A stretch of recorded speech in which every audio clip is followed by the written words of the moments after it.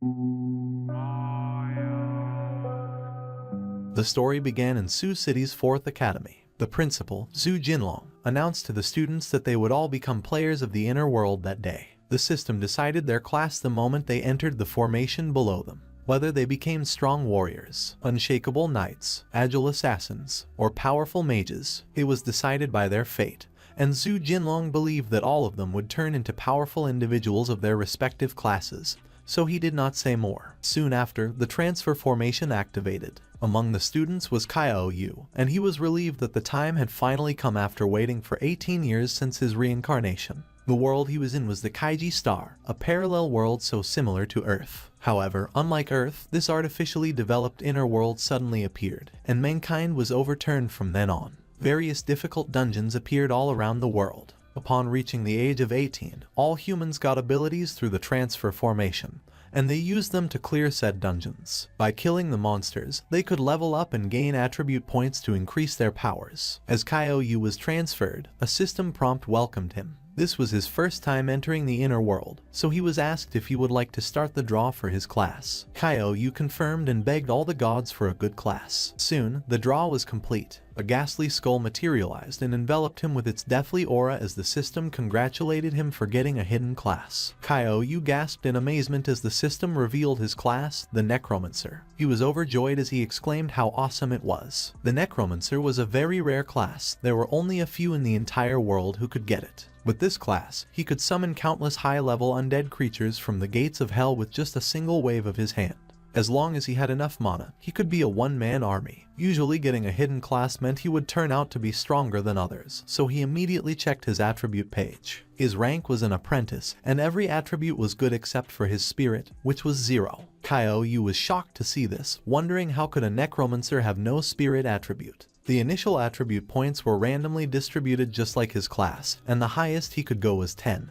And spirit was a mage's most important attribute, so he wondered how he could even fight. Nonetheless, the system coldly ignored his cry and questioned if he wanted to draw his talent. Without a choice, Kaiao Yu gloomily confirmed and remarked how he would be doomed anyway even if he got an S-grade talent. Soon after, the draw ended. Kaiao Yu stood there in shock as the system congratulated him for getting the talent, the brave heart of a mage. Its grade was unknown, but it allowed him to gain 10 attribute points. Moreover, it had a passive effect which enabled him to gain free attribute points upon killing an enemy with a physical attack. As if it was not enough, it also showcased an active effect, giving him the ability to increase other attributes to the same magnitude as the specific attribute value. However, it was only limited to one attribute before using the active effect. Kaiao Yu wondered if what he had read was wrong because getting free attribute points was almost impossible as one could only get them while leveling up. With the passive skill of the brave heart of a mage, he could get free attribute points as long as he killed his enemy with a physical attack, and even if the active effect could only be used once, it could also increase his other attributes to the highest level. If Kaiao Yu used it now, he could become an all-rounder with 10 points in all attributes, and a newbie with 10 points in all attributes would make him a monster worthy of being recorded in history. However, if he waited until his strength reached 1,000, 10,000, or even 100,000 before using it, Kaiao Yu believed he would become a necromancer and a real all-rounder warrior. He smirked as he remembered that strength was the most important attribute for him to use physical attacks effectively. Without hesitation, he commanded the system to put all 10 attribute points into his strength. The system did as told, and now his strength had increased to 20. Kaiao Yu decided that his next step was to register and finish the beginner's task as he could only get into a class after completing it. The next second, the space swirled and he was teleported. He was teleported in front of an elf, and beside her was a teleportation portal. She greeted him and introduced herself as Elaine, the one who would guide him. Her beauty mesmerized Kaiao Yu, and he silently wondered whether she was really an NPC.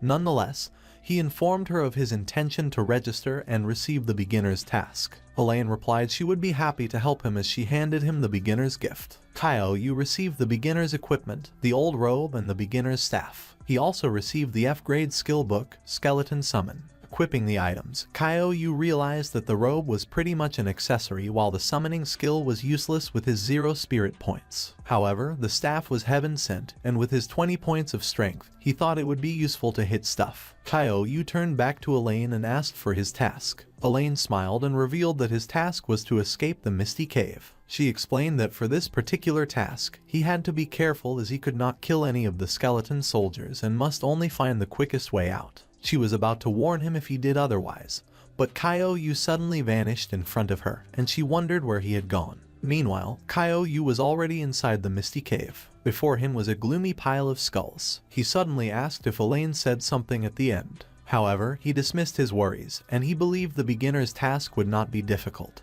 But he mused on why the place was filled with skulls. Suddenly, a skeleton charged at him with a dagger as its weapon. Fortunately, Kyo-Yu noticed the movement and turned around as he asked who was there. It was a level 1 normal monster, the skeleton soldier. Kyo-Yu immediately gripped his staff. As the skeleton soldier neared him, Kyo-Yu also prepared his attack. With a downward swing, he hit the skeleton soldier's face, reducing its health points by 20. After that, its skull fell to the ground and its body turned to smoke. It died easily, but Kyo-Yu complained how difficult it was to fight without magic. Suddenly, the system announced that he received 1 attribute point and 3 experience points for defeating the skeleton soldier with a physical attack. He also received an upgrade passive skill, the Might's Miracle, for killing his first monster, and it made Kyo-Yu feel lucky. The Might's Miracle could convert each point of Kyo-Yu's strength into 2 points of attack power. He muttered that strength determined the damage output and defense was for the reduction of damage. Kyo-Yu checked his attribute page and saw that his strength was now doubled. 1 point of strength was 1 point of attack power, and it was the same for all other attributes, so that meant if his enemy had 0 defense, he could deal 42 damage in 1 hit. The skill's value was being able to use 1 point of strength as 2 points, and Kyo-Yu exclaimed how incredible it was. Suddenly, another monster emerged. It was a skeleton soldier again. Kyo-Yu thought he should focus on finishing his task first. Soon, more and more skeleton soldiers appeared, attacking him all at once. However, Kyo-Yu remained unfazed. With 1 swing of his staff, 4 monsters died. He received 4 attribute points and 12 experience points. As a result, he leveled up, and more attribute points were awarded to him. Kyo-Yu added the points from killing the monster, so he now had 30 points in strength.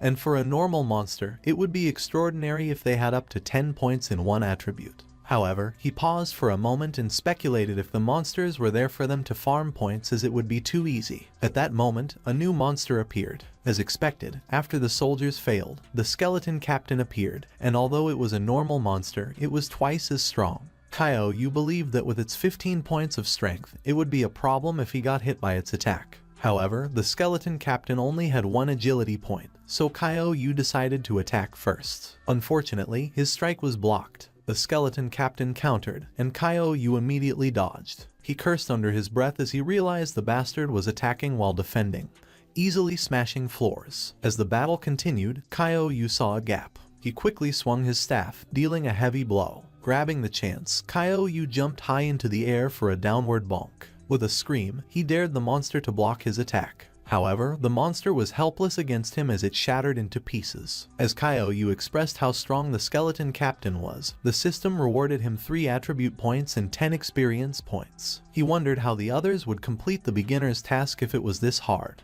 As he picked up the monster core, he was curious about what random reward he would get once he opened it. He received the skeleton fist set, a D-grade disposable item, and after using it, the next hit had a 100% chance of causing critical damage. Kyo-Yu commented on how good it would be if it was not disposable. Suddenly, another batch of skeleton soldiers emerged from the ground. Kyo-Yu immediately noticed their arrival. This time, even more skeleton soldiers had appeared. Even if he was level 2 now, his health points were barely 20 points, so he decided to be careful not to get hit by accident. Kyo-Yu swiftly destroyed the monster, giving him plenty of attribute points and experience. Following this, he leveled up and gained another 10 attribute points. It was good that the monsters only had 1 agility, so he eliminated them with ease. Kyo-Yu checked his attribute panel and felt satisfied with his progress. Meanwhile, outside the school, the students were proudly sharing their respective classes with each other. As more of them gathered, they realized almost everyone was out. They questioned why the principal had not announced anything yet. They were surprised at the thought that someone was still inside the inner world.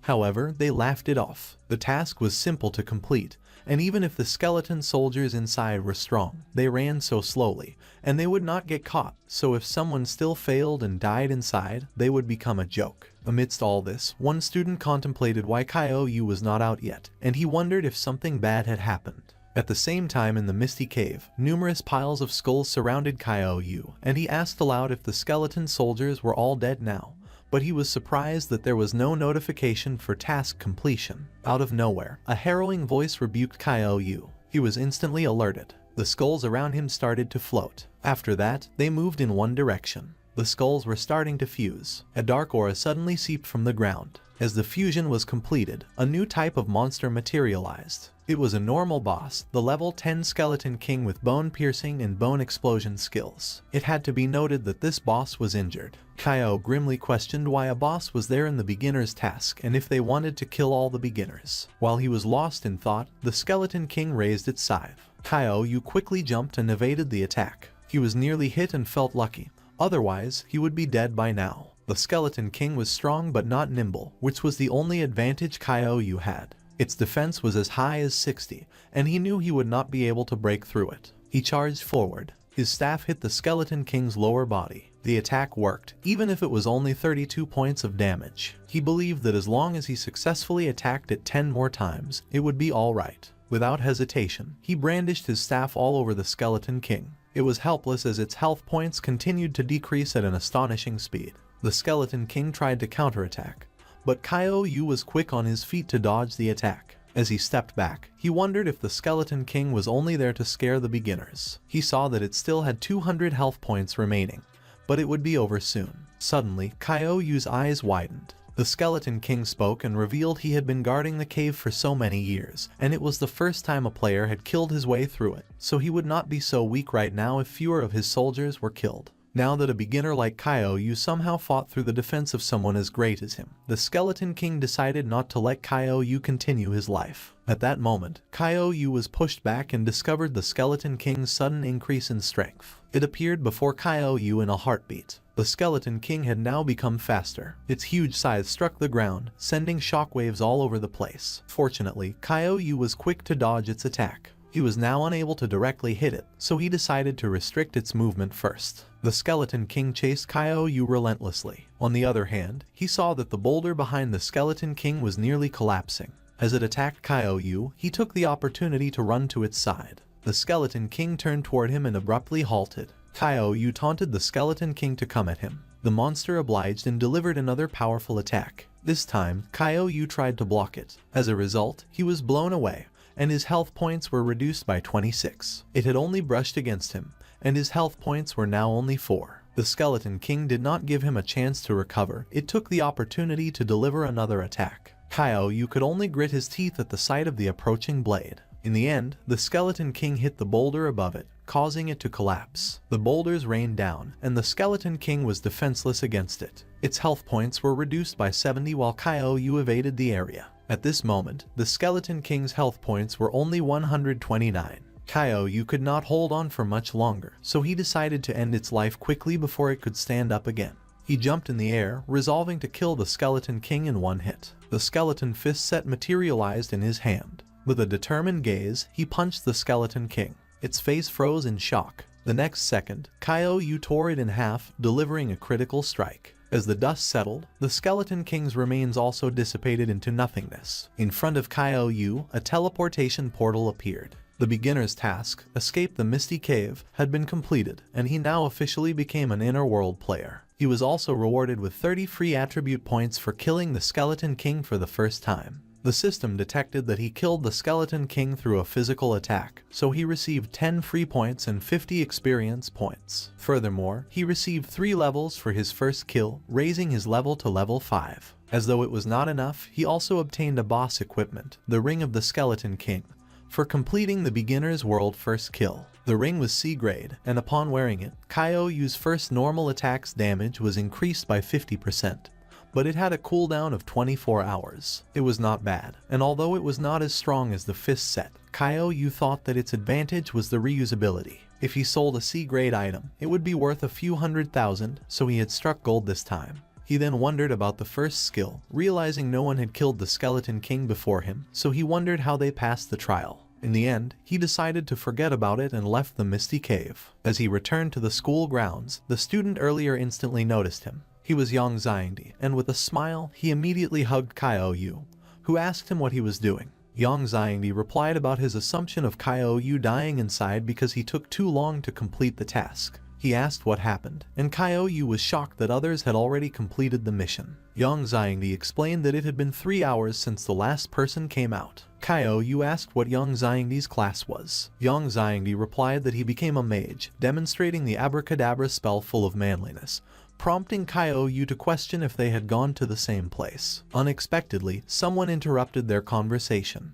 He laughed at Kaiou Yu for being last. He was the class representative, Ma Fei, and he snorted in disdain for Kaiou Yu as he only had his looks. Being handsome was useless, and in the world, talent was everything. In the end, he asked Kaiou Yu if he even knew what his class was. Kaiou Yu was annoyed. He wondered why Ma Fei liked to pick a fight with him. Suddenly, Zhu Jinlong called for everyone's attention, and now that they were all registered, he informed them that tomorrow, the class would participate in beginners training. He encouraged everyone to introduce themselves, their class and talent, and to get to know each other. One by one, the students introduced themselves, and while some were proud, others were also gloomy for feeling doomed because of having low-rank classes or talents. Amidst all the commotion, a girl named Zhao Ziyu introduced herself as a healer. She instantly captured everyone's attention. Next was a girl with a shield. Her name was Zuoyu. She was a paladin, and her talent was B rank. It was Ma Fei's turn. He was a swordsman with a B rank talent. The students were amazed. With one sword and one pot, Ma Fei got what he deserved. A swordsman was an extremely strong class in the inner world, so they believed the class representative was indeed blessed by the gods. Zhu Jinlong was also surprised because someone with a B rank talent was already considered a prodigy, and he thought the current batch of students was good.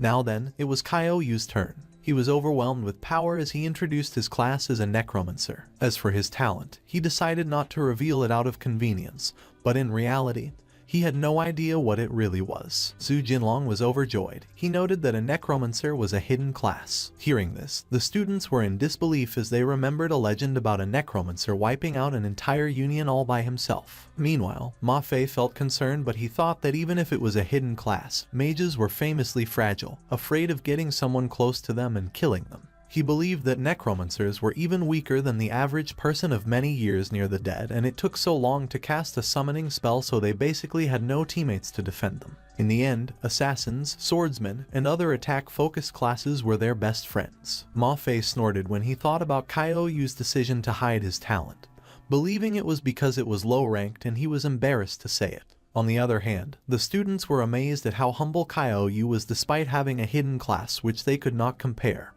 and they assumed it was the difference between them and a genius who had such a down-to-earth personality. However, Kaiou Yu was concerned. He was a necromancer who could not even cast one spell, and was only stronger than an average person, so he did not even know if he could protect himself in the training. As a result, he did not make a big fuss, otherwise he would not know what to do if his classmates realized he could not even summon a single monster. At the same time, Zhu Jinlong felt proud of Kaiou Yu's achievement. Once he completed the beginner's training, Zhu Jinlong concluded that Kaiou Yu would definitely be able to enter the nation's best university. After everyone's introduction, Zhu Jinlong ended the class for the day, and told everyone to go home and prepare for tomorrow's training. As they left the school, Yang Xiangdi praised Kaiou Yu for being cool, and he asked why he could not get to be a necromancer instead. He had at least 8 points of spirit and his attributes were not so bad, so Yang Xiangdi asked if his talent was not bad. Kaiou Yu, the man with 0 spirit points, awkwardly comforted Yang Xiangdi that it did not matter and that he could work hard to make up for it, while in his mind,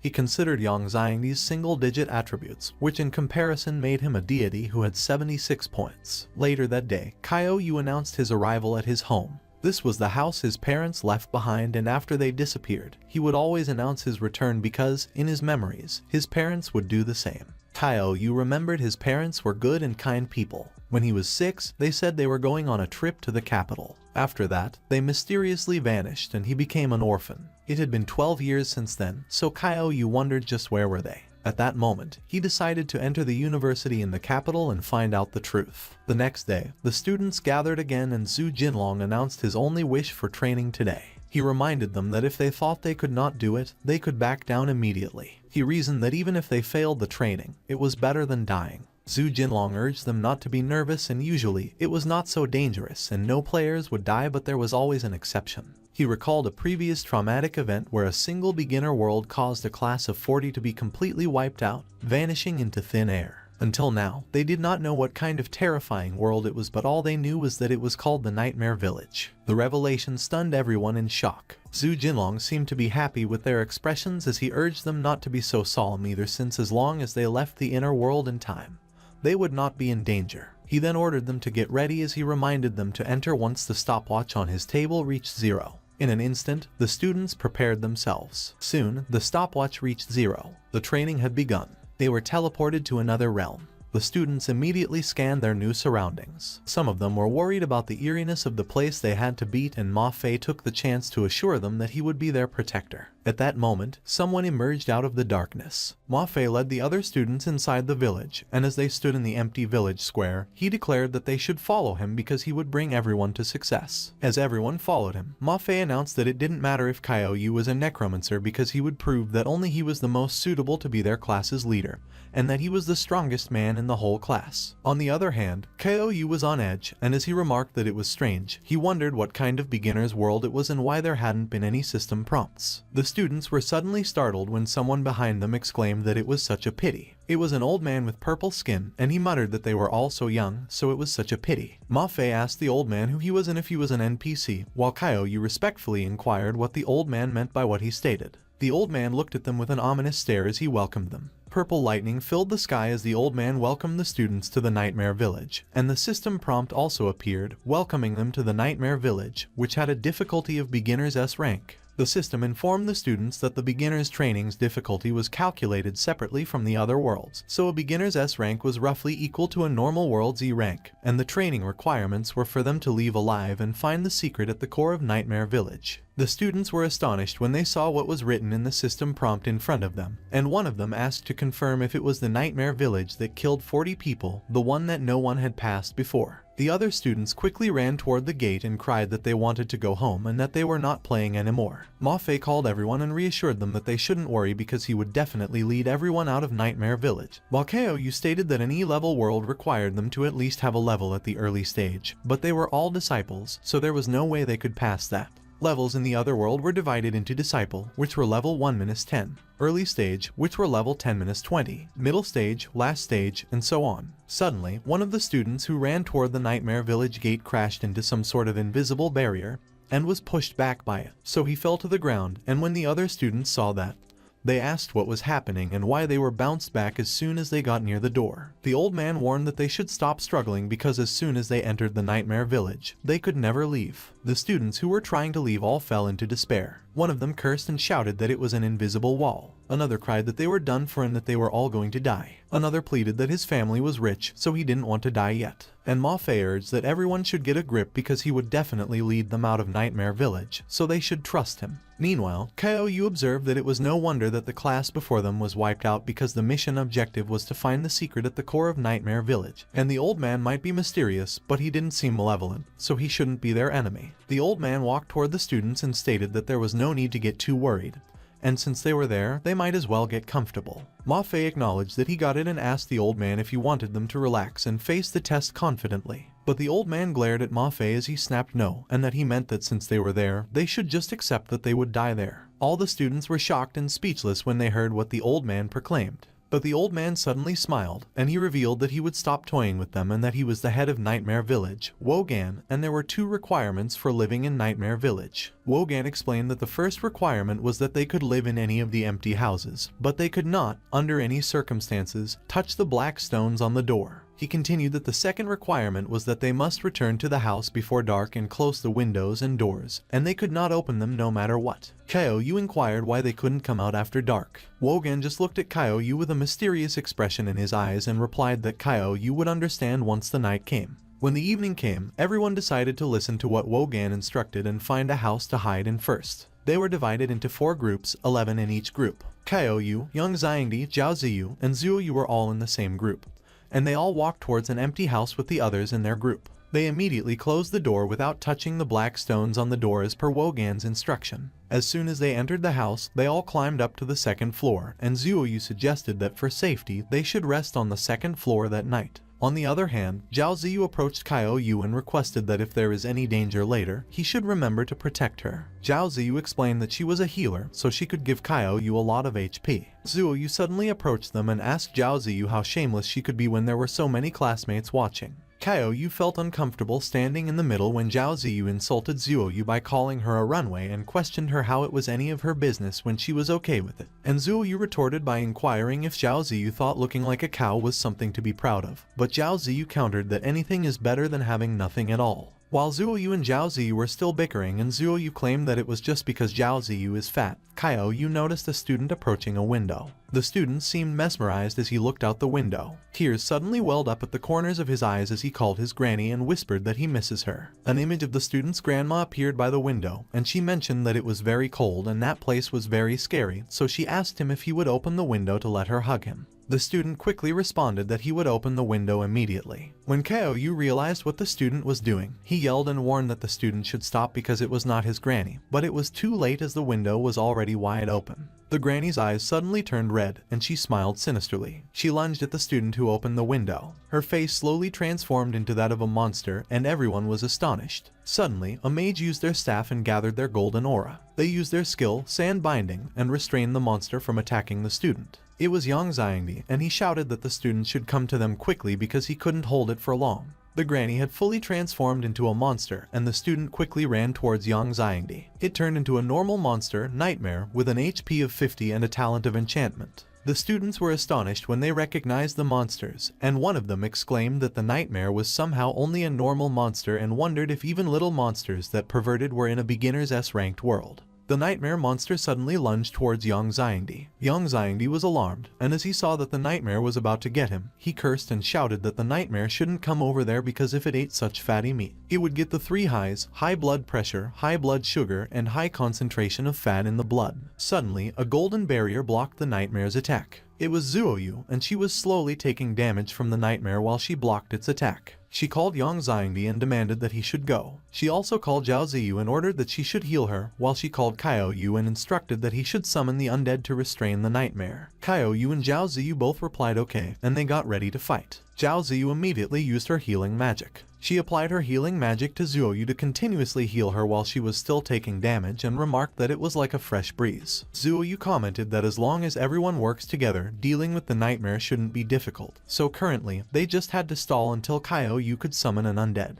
But she was pulled out of her thoughts as she was so surprised when she saw Kaio Yu run past her. Kaio Yu charged towards the Nightmare and he swung his staff with all his might. Yang Xiangdi was astonished as well, and as he called Kaio Yu, he shouted that it was not how he should use a staff because if the Nightmare got close to him, he would die. But Kaio Yu continued to charge forward, and as he hit the Nightmare with his staff, he dealt 50 damage, instantly draining the Nightmare's HP. The Nightmare slowly dissipated, and everyone was speechless with what they saw. One of the students was in disbelief, and she couldn't help but ask if a Nightmare with 50 HP was killed in an instant just like that, and another student questioned if all Necromancers fight like that. Everyone began to gather around Kaio Yu as he pointed out that they should look at that because the Nightmare that was killed became a black stone, and it was dissipating. Zhao Yu took a closer look and noted that the symbol of that thing was identical to the one on the doorframe, and Zhao Ziyu added that they were both from the Nightmare village, so that shouldn't be odd. On the other hand, Kaio Yu speculated that it was strange and wondered if there was a bug and why he didn't get any stat points despite killing a Nightmare with a melee attack, and Zhao Yu seemed to have noticed his reaction. Zhao Yu asked Kaio Yu if he had noticed something, and Kaio Yu replied that it was nothing because he might be overthinking.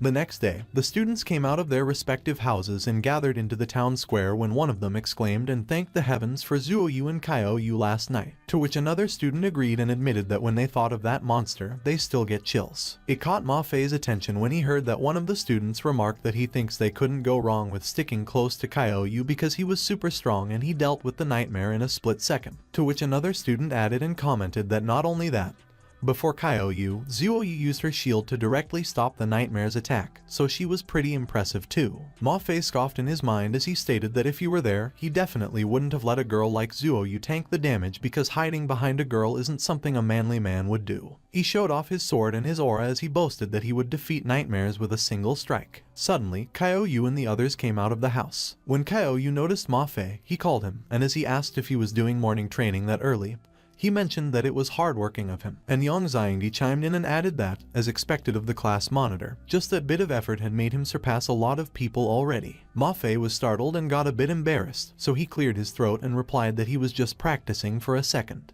He approached Zhuo Yu and suggested that she should stay in a house with him that night because he definitely wouldn't let her tank any damage. But Zhuo Yu responded that her role was a tank and asked him if he was going to be the one to do it if she didn't tank the damage. Kaio Yu just observed them as Ma Fei argued no, and that he meant that he could face a nightmare on his own merit, so he didn't need Zhuo Yu to act. But Zhuo Yu scolded him and replied that that sort of thinking wasn't right because their teachers already told them they needed to work together, so he couldn't just always want to do things himself and he should learn from Kaio Yu. Suddenly, Kaio Yu was alarmed when someone yelled that they should kill them all. It was the villagers, and as they charged towards the students, one of them shouted that they shouldn't let a single one escape and that they should tie them onto a pyre and let the flames burn away their sins. Wogan was the one leading the villagers, and he ordered that they should kill anyone who resisted. Ma Fei quickly stepped in and asked Wogan what happened and if there had been some misunderstanding.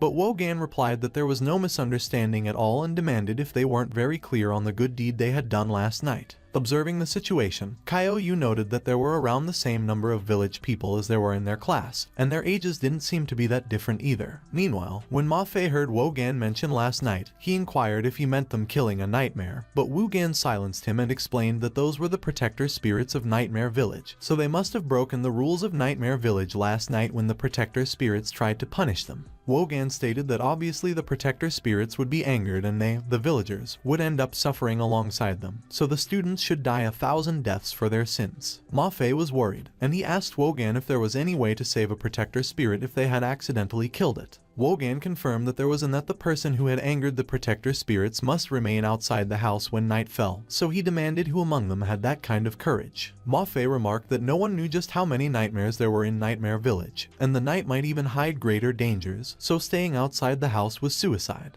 But he was startled when Kaio Yu interjected and stated that it was enough because he killed the nightmare, or protector spirit, or whatever they wanted to call it, so he would wait there for night to fall. Ma Fei quickly asked Kaio Yu if he had lost his mind because it wasn't how he stole the limelight, and he was asking for death, and he immediately turned to Wogan to apologize and explain that Kaio Yu, that classmate of his, was a bit slow, so he requested that he didn't listen to what he said. But Kaio Yu confidently replied that Ma Fei should relax because he hadn't lost his mind because there was something he wanted to verify, and it might even help them leave that world. As Wogan agreed and ordered that they should lock Kaio Yu up, Kaio Yu was chained to a log. The students watched as Kaio Yu got chained to a wooden cross. Ma Fei asked Kaio Yu what he meant when he mentioned that it could help them leave that world, while Zhuo Yu inquired if he had found the secret at the core of Nightmare Village. Kaio Yu stated that he might have, so he would test it at night. Evening came, and the town square was deserted as the eerie full moon shone over the chained Kaio Yu. Suddenly, a nightmare appeared on the roof of a house. It crawled ominously towards Kaio Yu.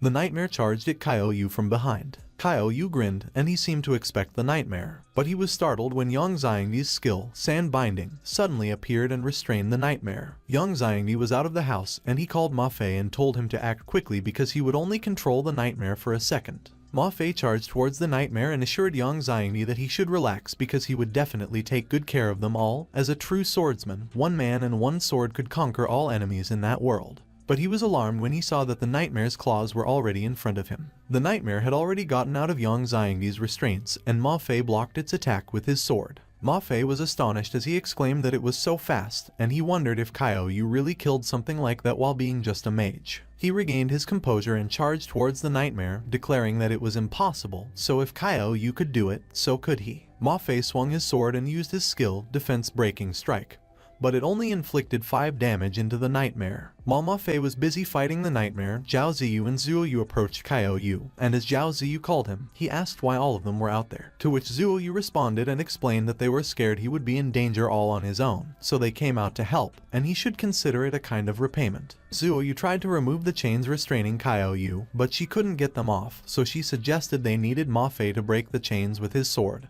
But he couldn't come at the moment, so she asked what they should do. Kaio Yu easily broke the chains that restrained him and remarked that there was no need. He asked them to look and asked if it was already fine, which astonished both Zhuo Yu and Zhao Ziyu, and Zhuo Yu couldn't help but inquire if Kaio Yu was really a necromancer. Suddenly, Ma Fei screamed when he got pushed back by the nightmare's attack. Zhuo Yu quickly summoned her shield, and as she called Ma Fei, she said they were coming to help and then instructed Zhao Ziyu to heal Ma Fei immediately, to which Zhao Ziyu agreed. but Ma Fei stubbornly refused, saying that there was no need because he could handle it, as true heroes are forged through fighting, and scars are a man's badges of pride. Young Xiangdi chimed in and advised that Ma Fei shouldn't fight the nightmare one-on-one and suggested hitting its head because the weak point of a nightmare is its head, to which Zhuo Yu agreed, mentioning that yesterday, Kaio Yu used his staff to hit the nightmare on its head once and it died. Ma Fei regained his confidence, and he confirmed that he understood and should have thought of that. Kaio Yu awkwardly called Ma Fei and explained that the weak point of a nightmare wasn't actually its head. But Ma Fei scoffed and accused Kaio Yu of being scared that he would surpass him because he needed the help of his teammates to deal with a nightmare, while he only needed a sword. Ma Fei proudly raised his sword and instructed them to watch his next strike carefully. He declared it would be very impressive and landed multiple slashing attacks at the nightmare, but it only dealt 10 damage. Ma Fei was surprised when he saw that the nightmare still had more than half of its HP remaining while he only had a third of his HP, and as he questioned the nightmare, he insisted that he hit its weak point, so it should be one-shotted already, and he asked Yang Xiangdi if he was sure that the weak point of a nightmare was its head and if he was trying to stall him. Zhuo Yu disagreed, saying that Kaio Yu one-shotted the nightmare by attacking its head, and Yang Xiangdi remarked that it was an issue with the person, as Ma Fei wasn't as good as Kaio Yu. When Ma Fei heard Yang Xiangdi's comment, his self-esteem took a hit, and he wondered if he, a swordsman, could not compare to Kaio Yu, a necromancer. Zhao Ziyu called Ma Fei and told him to come back because, with his HP, he would definitely die if he took another hit, as he would be one-shotted and wouldn't even have time to be healed.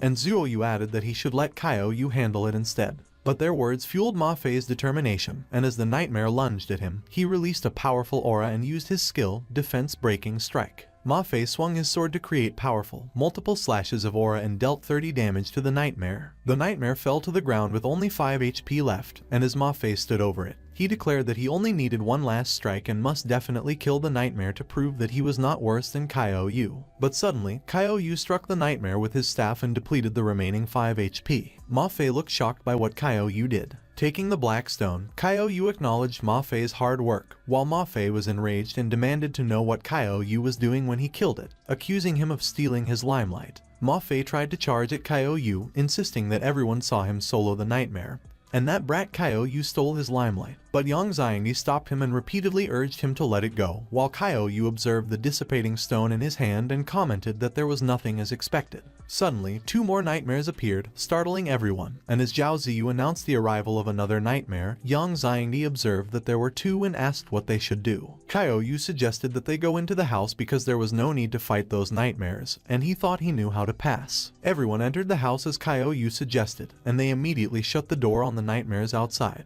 As soon as they entered the house, Zhuo Yu asked Kaio Yu about the way to pass that he had mentioned. Kaio Yu stated that they would know the next day, and when the time came, they should just listen to him. The next day, Wogan led the villagers again, and as they faced the students, he declared that they were despicable outsiders because they gave him the chance to redeem themselves, but they gave them an inch, and they took a mile and killed another protector spirit, so they should all go to hell. Wogan asserted that no matter what they said that day, they must all die because they could not let them destroy their Nightmare Village. Kaio Yu asked Wogan if they were really the villagers of Nightmare Village, and Wogan snapped that it was rubbish because they had lived there for generations, so Kaio Yu shouldn't try to stall for time because his death was certain. But Kaio Yu's expression turned dark, and he announced that since things had reached that point, it was time to reveal the truth behind Nightmare Village, as there was only one truth. Wogan inquired what Kaio Yu meant by that. Kaio Yu pointed at Wogan and the other villagers and revealed that every single one of them in that village was not the original inhabitants of Nightmare Village. He continued that all 40 of them were the class that had been wiped out in Nightmare Village previously. Kaio Yu explained that they had been trapped in that fantasy realm ever since they entered, so they had no way of leaving the other world.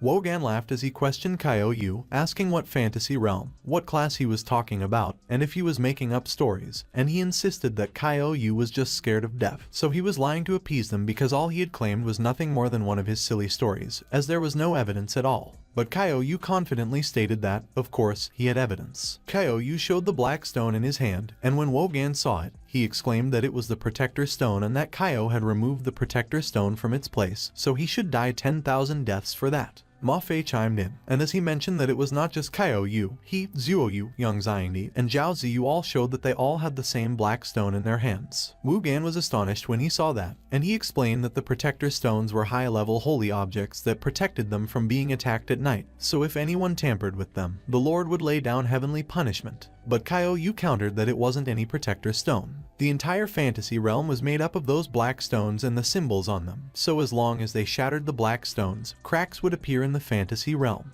He called his brothers and urged that it was the time, and everyone simultaneously threw the black stones in their hands to shatter them. As the black stones shattered, a huge crack appeared in the sky. Wugan was in pain, and his mind seemed to have cracked as well. As it shattered, he recalled how they had gathered, and someone remarked that the principal should relax because he would bring everyone back safely because, as long as they worked together, they could definitely finish the beginner's training. One of the students excitedly declared that when that time came, she wanted to enter Kyoto University. Another student stated that they wanted to enter Huaking and become the best mage ever. They recalled the first time they entered Nightmare Village, and one of them asked what kind of world that was. They also recalled how they had gotten terrified when nightmares appeared, and one of the students urged that everyone shouldn't panic because there must be a way to leave. But the student was horrified, and as he inquired what had happened to everyone, he turned to Wogan, and he questioned if he was their village head. As the fantasy realm shattered, Wogan turned back to normal, and he recalled that he finally remembered he was the class monitor. The system notified the students that a player had found the secret at the core of Nightmare Village and successfully awakened its villagers, so the mission was successful, and the rewards given would be calculated based on everyone's individual ratings, which made the students celebrate, and they exclaimed that they had passed. The system notified the students that it was transporting all players out of the world, and while Wogan and the others began to disappear, he thanked all of the other students. As the rest of the students got transported, Yang Xiangdi noted that Kyo-yu was really something, and as he asked how Kyo-yu knew that was the way to pass, Ma-Fei scoffed and commented that Kyo-yu was a little smart for once, and Kyo-yu replied that it was enough and that they should talk about things when they got back. A few moments later, as everyone got transported out of the world, Kyo-yu and his companions were speechless as they were left behind, and Zuo-yu inquired why they were still there and if they hadn't passed. Suddenly, the system congratulated them, the 5 players, on destroying the Black Nightmare Stones, and it notified them that a new mission had been issued, and it was to retrieve the Heart of Nightmares, which had a mission difficulty of E rank. At the 4th Academy campus, Zhu Jinlong was surprised, and he inquired if the other students had all passed the Nightmare Village, but Kyo-yu and a few others hadn't returned. Zhu Jinlong speculated how that could be and if they had activated a hidden mission, and he remarked that if that were the case and they successfully complete the mission, they would be able to pick from any university in the country based on that achievement alone. But Zhu Jinlong commented that beginning a hidden mission is usually extremely dangerous, and it was the Nightmare Village's hidden mission to boot, and they were all newbies, so he doubted if they would be strong enough to complete it. On the other hand, at Nightmare Village, Zhao Ziyu questioned what they should do because she's only level 3. And everyone's level should be about the same, and with how weak they are at the moment, entering a hidden mission would be suicidal, and they know nothing about the Heart of Nightmares, so she wondered where they would even go to retrieve it. Zuo-yu asked Kyo-yu if he had stated that it might be possible that they only needed to awaken village head Wogan and the rest, and there wasn't a need to break the black stones in the first place, and Kyo-yu cleared his throat. Yang Xiangdi declared that he knew that in the other world, a hidden mission is an opportunity that one could only stumble upon but not look for. And Kyo-yu must have known all along that breaking the black stones would activate a hidden world, so he persuaded them to break them along with him. He addressed Kyo-yu as his big brother and affirmed that he doesn't call him big brother for nothing. He acknowledged that Kyo-yu didn't take on the hidden mission by himself and was willing to bring them along to seize the opportunity together. And when Ma-Fei heard that, he expressed this belief that Kyo-yu would somehow be willing to share that kind of opportunity. He urged Kyo-yu to wait because although he may not have been his match in the newbie's training, he will definitely complete that hidden mission before him. Suddenly, 4 normal monster nightmares appeared, and they repeatedly uttered that Kyo-yu and his group must all die. The nightmare's appearance was terrifying, and it kept repeating that they must all die. Yang Xiangdi cursed and exclaimed that 4 of them came at once, so they couldn't defeat them, while Zuo-yu reminded Zhao Ziyu not to go running off on her own and prepare to heal at any moment. Zuo-yu instructed Yang Xiangdi to restrain the nightmares, and as he affirmed that he understood and used his skill, Sand Binding, Zuo-yu called Ma-Fei and instructed him to attack. Ma-Fei used his skill, Defense Breaking Strike, and he dealt 10 damage. He was surprised and questioned why he only dealt 10 points of damage with one hit when Kyo-yu one-shotted it with that same hit. Zhao Ziyu urged them to hurry up because her mana was almost gone, and Zuo-yu was almost out of HP too. Kyo-yu defeated one of the nightmares, and while the system notified him that it had been detected that he had dealt with a nightmare via melee attacks, so he received 1 free stat point and 10 EXP, Zuo-yu warned Kyo-yu to be careful because the other 2 were coming. Kaiou prepared himself as two nightmares lunged at him simultaneously. He swung his staff, and as he hit and eliminated the two entities, the system notified him again that he was awarded 1 free stat point and 10 EXP for each nightmare he dealt with via melee attacks. Kaiou remarked that, as expected of a hidden world, it gives high rewards. He received the F-rank Little Fairy's Necklace, which increases skill damage by 5% but has a role restriction of Mage, and he stated that although it was not bad as a piece of equipment, he can't unleash any skill, so he might as well give it to Yang Xiangdi. Zhuoyu commented that the nightmares were all dead and it was a scare, but everyone worked well together, and as Ma Fei boasted that they must have all seen that he was quite awesome too, Kaiou suggested that they go and keep finding nightmares to kill. Kaiou was currently at the Disciple Realm, level 5, and he mentioned that he just needed to kill one more nightmare, and he will be able to level up to level 6, plus he will have a very high chance of having equipment appear for himself, so the hidden mission was really something. Yang Xiangdi called Kaiou and recalled that the hidden mission was something along the lines of getting them to retrieve the Heart of Nightmares, and Kaiou explained that the Heart of Nightmares must be on a nightmare so they won't go wrong killing nightmares, which is why they should follow him. Suddenly, Kaiou stepped on an odd tile on the ground and it sank. The ground immediately crumbled, and the 5 of them were caught off guard. The 5 of them fell into the darkness of the hole. Kaiou arrived and crashed at the bottom of the hole. He asked where they had fallen to and why the floor was soft and squishy, but Yang Xiangdi suddenly requested Kaiou to get off his butt first, and Kaiou cursed as he pondered why the floor there was that soft. Kaiou asked if everyone was fine, and Zhuoyu confirmed that they were fine. When Yang Xiangdi inquired about the strong smell in there and if they had fallen into a sewer, Zhuoyu explained that the place wasn't aired out, so the dead bodies and feces of small animals and whatever else would rot there, so it was very normal for there to be a smell. But Zhao Ziyu disagreed and pointed out that it was not right and that they should take a look over there as it was the smell of the nightmare's breath. Everyone turned their attention to where Zhao Ziyu was looking. A huge nightmare was sleeping soundly in front of them. It was a level 10 rare boss, Nightmare King, and it was in a sleeping state, and the system gave them a gentle reminder that awakening the Nightmare King will incur its frenzied hunting. Kaiou wondered if it was what a rare boss is like and commented that it was at level 10, like the Skeleton King, but the Nightmare King was much stronger than it. Yang Xiangdi asked if the Heart of Nightmares wouldn't be that Nightmare King's heart, while Zhuoyu suggested that they look for a way to force quit that hidden mission, and she pointed out that the Nightmare King has 65 attacks, so it will be able to turn her and her shield into meat paste in no time at all. Ma Fei agreed that since Zhuoyu had said so, he would let that Nightmare King go in the meantime. But everyone was startled when Kaiou opposed and insisted that there was a chance. Kaiou explained that he has 101 strength at the moment, and along with his talent, Muscle Creates Miracles, he has 202 attack, and along with the 50% damage increase from the Ring of the Skeleton King, his first hit will be able to take away 1/3 of the Nightmare King's HP. He remarked that all that was left was to attack the Nightmare King's weak points 3 or 4 times, so it was not impossible to kill the Nightmare King. But the plan was like pulling chestnuts out of a fire because if he messes up once, he will be killed by the Nightmare King. Yang Xiangdi asked Kaiou if he had a fever and if he was seriously claiming that they could win against that 10-meter tall monster. Kaiou persuaded Yang Xiangdi to trust him because although the Nightmare King's stats are high, its obvious weakness is defense.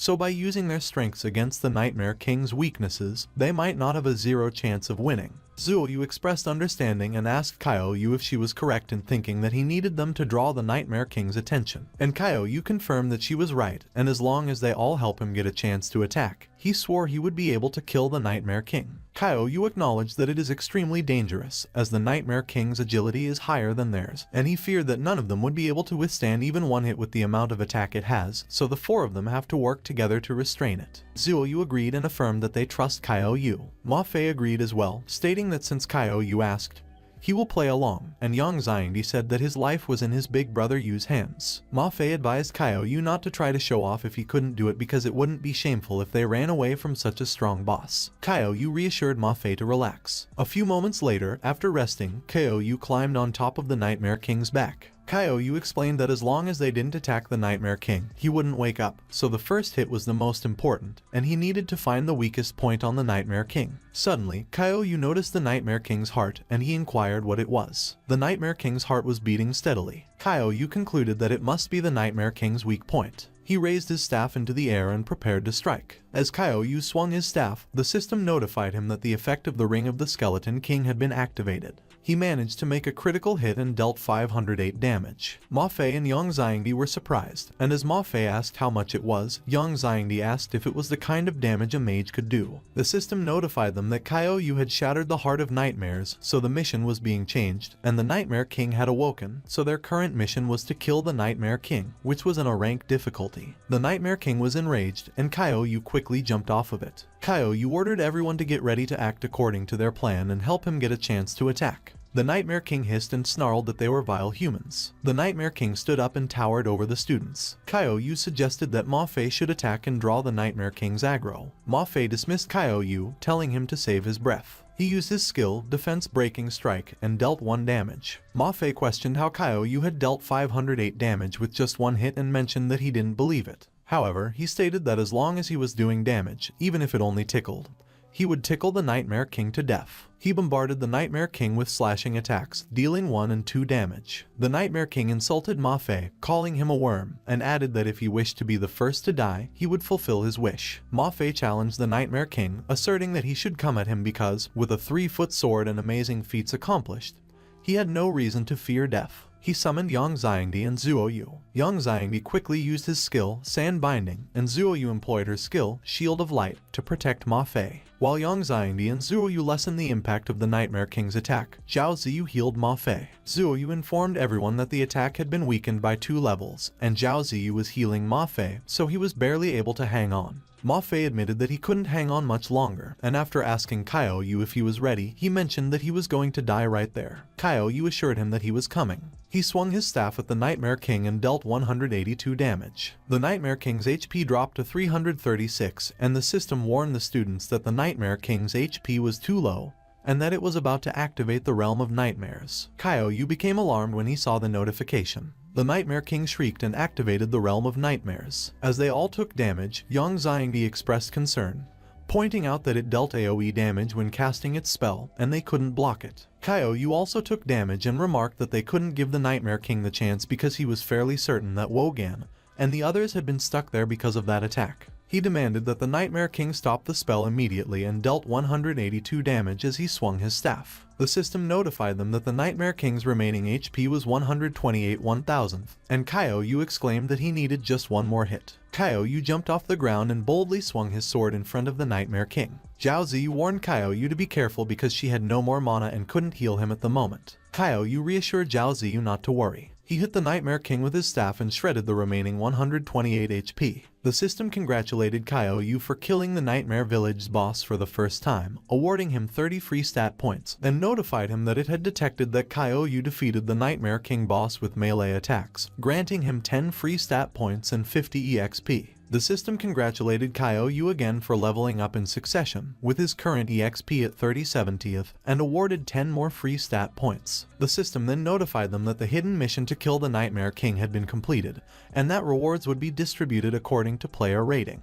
It was currently evaluating the player's completion rate and level. Zhao Ziyu celebrated, exclaiming that they did it, and the system notified them that the evaluation was complete. The system informed them that Zhao Ziyu had received a D rank rating, awarding her the D rank talent, Spring Breeze and Willow, while Zuoyu received a C rank rating and was awarded the D rank talent, Damage Reflecting Armor Spikes. The system notified them that Yang Xiangdi had received a C rank rating, awarding him the D rank talent, Ground Explosion Magic, while Ma Fei had received a C rank rating, granting him the D rank talent, Separating the World with One Strike. It also notified them that Kaiou had received an A rank rating, awarding him 50 EXP and the B rank skill book, Withering Magic. Kaiou remarked that he couldn't use the talent at the moment, but at least the Nightmare King's soul remained, so he hoped it would drop some good items for him. He pulled out the B rank Dragon Piercing Sword, which increased attack by 100 points, ignored 30% of opponent's armor, and increased sword damage by 20% without cooldown. But it had a role restriction of a fighter and a level restriction of level 11 early stage. Kaiou lamented his bad luck and questioned why the Nightmare King would drop a B rank sword. He tossed it at Ma Fei, mentioning that it was all Ma Fei's. Ma Fei, surprised, asked if Kaiou was really giving him a B rank sword just like that, to which Kaiou asked if Ma Fei wasn't the only one using a sword and who else he could give it to when he couldn't use it himself. Ma Fei asked Kaiou if he realized the value of B rank equipment and explained that many players might not even be able to buy one no matter how much they spend. If Kyo Yu sold it, he would be able to afford a house in the capital. But Kyo Yu, unconcerned, told Ma Fei to have fun with it and remarked that the trash Nightmare King only dropped one piece of equipment. Kyo Yu shrugged, commenting that it didn't matter and that he would just check his stats page. After examining them, he noted that his strength had increased, but having 70 HP was too little, so if he got touched, he would be dead. He reviewed his talent, the Mage's Brave Heart, which passively awarded him free stat points when it detected that he had killed an enemy using melee attacks. Its main effect allowed him to raise other stat values to the same value as a selected stat, but it had a restriction that only one stat could be chosen before activating the main effect.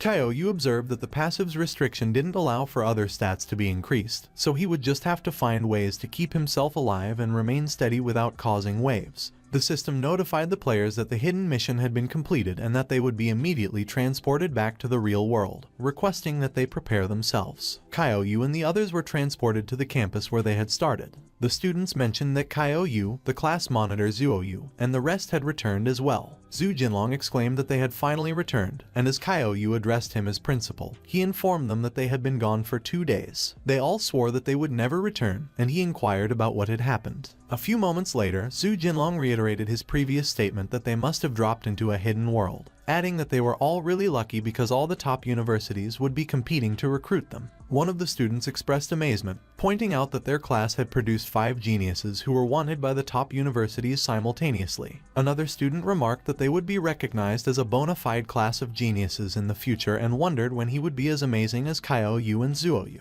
Meanwhile, Ma Fei teased Kyo Yu, suggesting that he should just wait because, with the dragon-piercing sword's opus power, once they reached the level 11 early stage realm, Ma Fei would definitely be able to defeat him. Suddenly, a man called Zhu Jinlong and informed him that people from Huiking University and Jingdu University had arrived. He mentioned that they were looking for the 5 students. Zhu Jinlong, surprised, stated that he hadn't even reported the incident yet and wondered how the elite universities had such up-to-date information. He remarked that it seemed like he would have a happy ending to his teaching career before retiring. A few moments later, Peng Liangji and Pei Xingguo, the representatives from the 2 universities, arrived, and Zhu Jinlong greeted them. Peng Liangji and Pei Xingguo exchanged pleasantries with Zhu Jinlong. Peng Liangji commented that those must be the 5 students who had passed the Nightmare Village and the hidden mission, noting that they were as extraordinary as expected. He greeted the students and introduced himself as the recruitment officer from Jingdu University, explaining that their school desperately needed geniuses like them, the cream of the crop from the other world.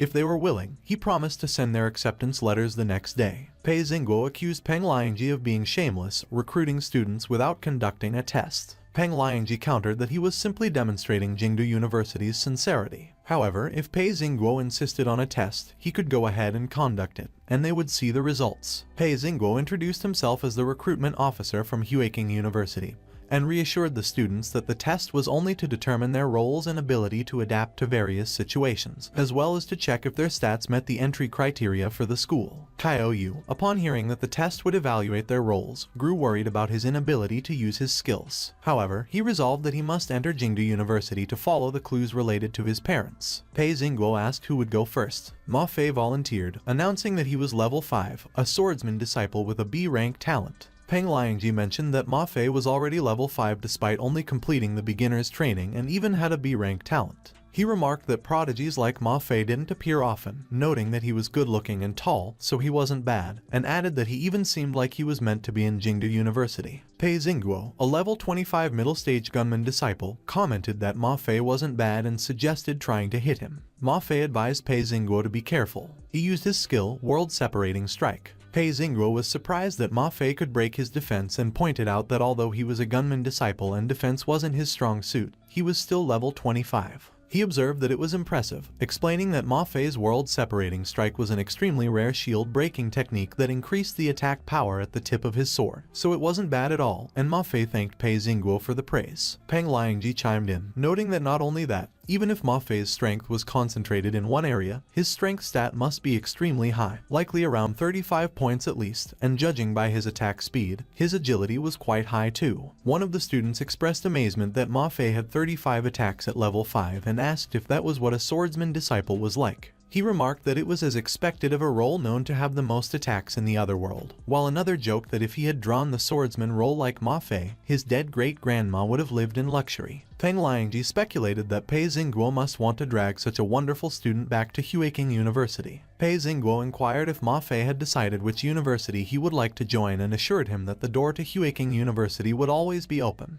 Peng Liangji interjected, suggesting that Ma Fei should come to Jingdu University because they would provide him with the best resources possible. Ma Fei responded that the others should get tested first, as he needed some time to think.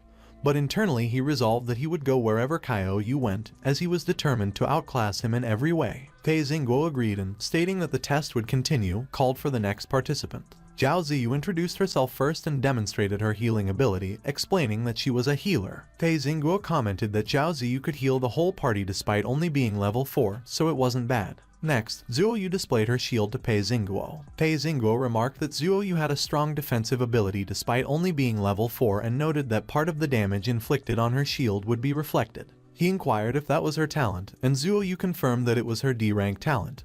Damage reflecting armor spikes, which reflected 20% of the damage she received. Pei Xingguo commented that it was quite impressive because attacking her meant attacking oneself, and for someone with the meat shield role, there was nothing more useful than that talent. He called for the next participant, and when Yang Xiangdi stepped forward, he expressed his assumption that Yang Xiangdi had the meat shield role as well. However, Yang Xiangdi clarified that he was actually a mage. Pei Xingguo was speechless and remarked that a 300-pound fatty was claiming to be a mage, wondering if they hadn't gotten mixed up. He announced that the test would begin, and Yang Xiangdi started casting his spell. Pei Xingguo wondered what Yang Xiangdi was up to, as he hadn't detected any magic. Yang Xiangdi used his skill, Ground Explosion Magic. A huge explosion occurred, surprising everyone, and it dealt 3 damage to Pei Xingguo. Pei Xingguo remarked that the talent was undetectable but somehow exploded from under his feet, and even though he was a level 25 gunman, he lost 3 HP without noticing, leaving him to imagine what Yang Xiangdi could do to people of the same level. Pei Xingguo questioned whether such power was really possible for a mere level 5 mage. He commented that it seemed necessary to keep a close eye on Zhu Jinlong, as he had already produced 5 geniuses in his school, and no one knew if he was secretly overpowered.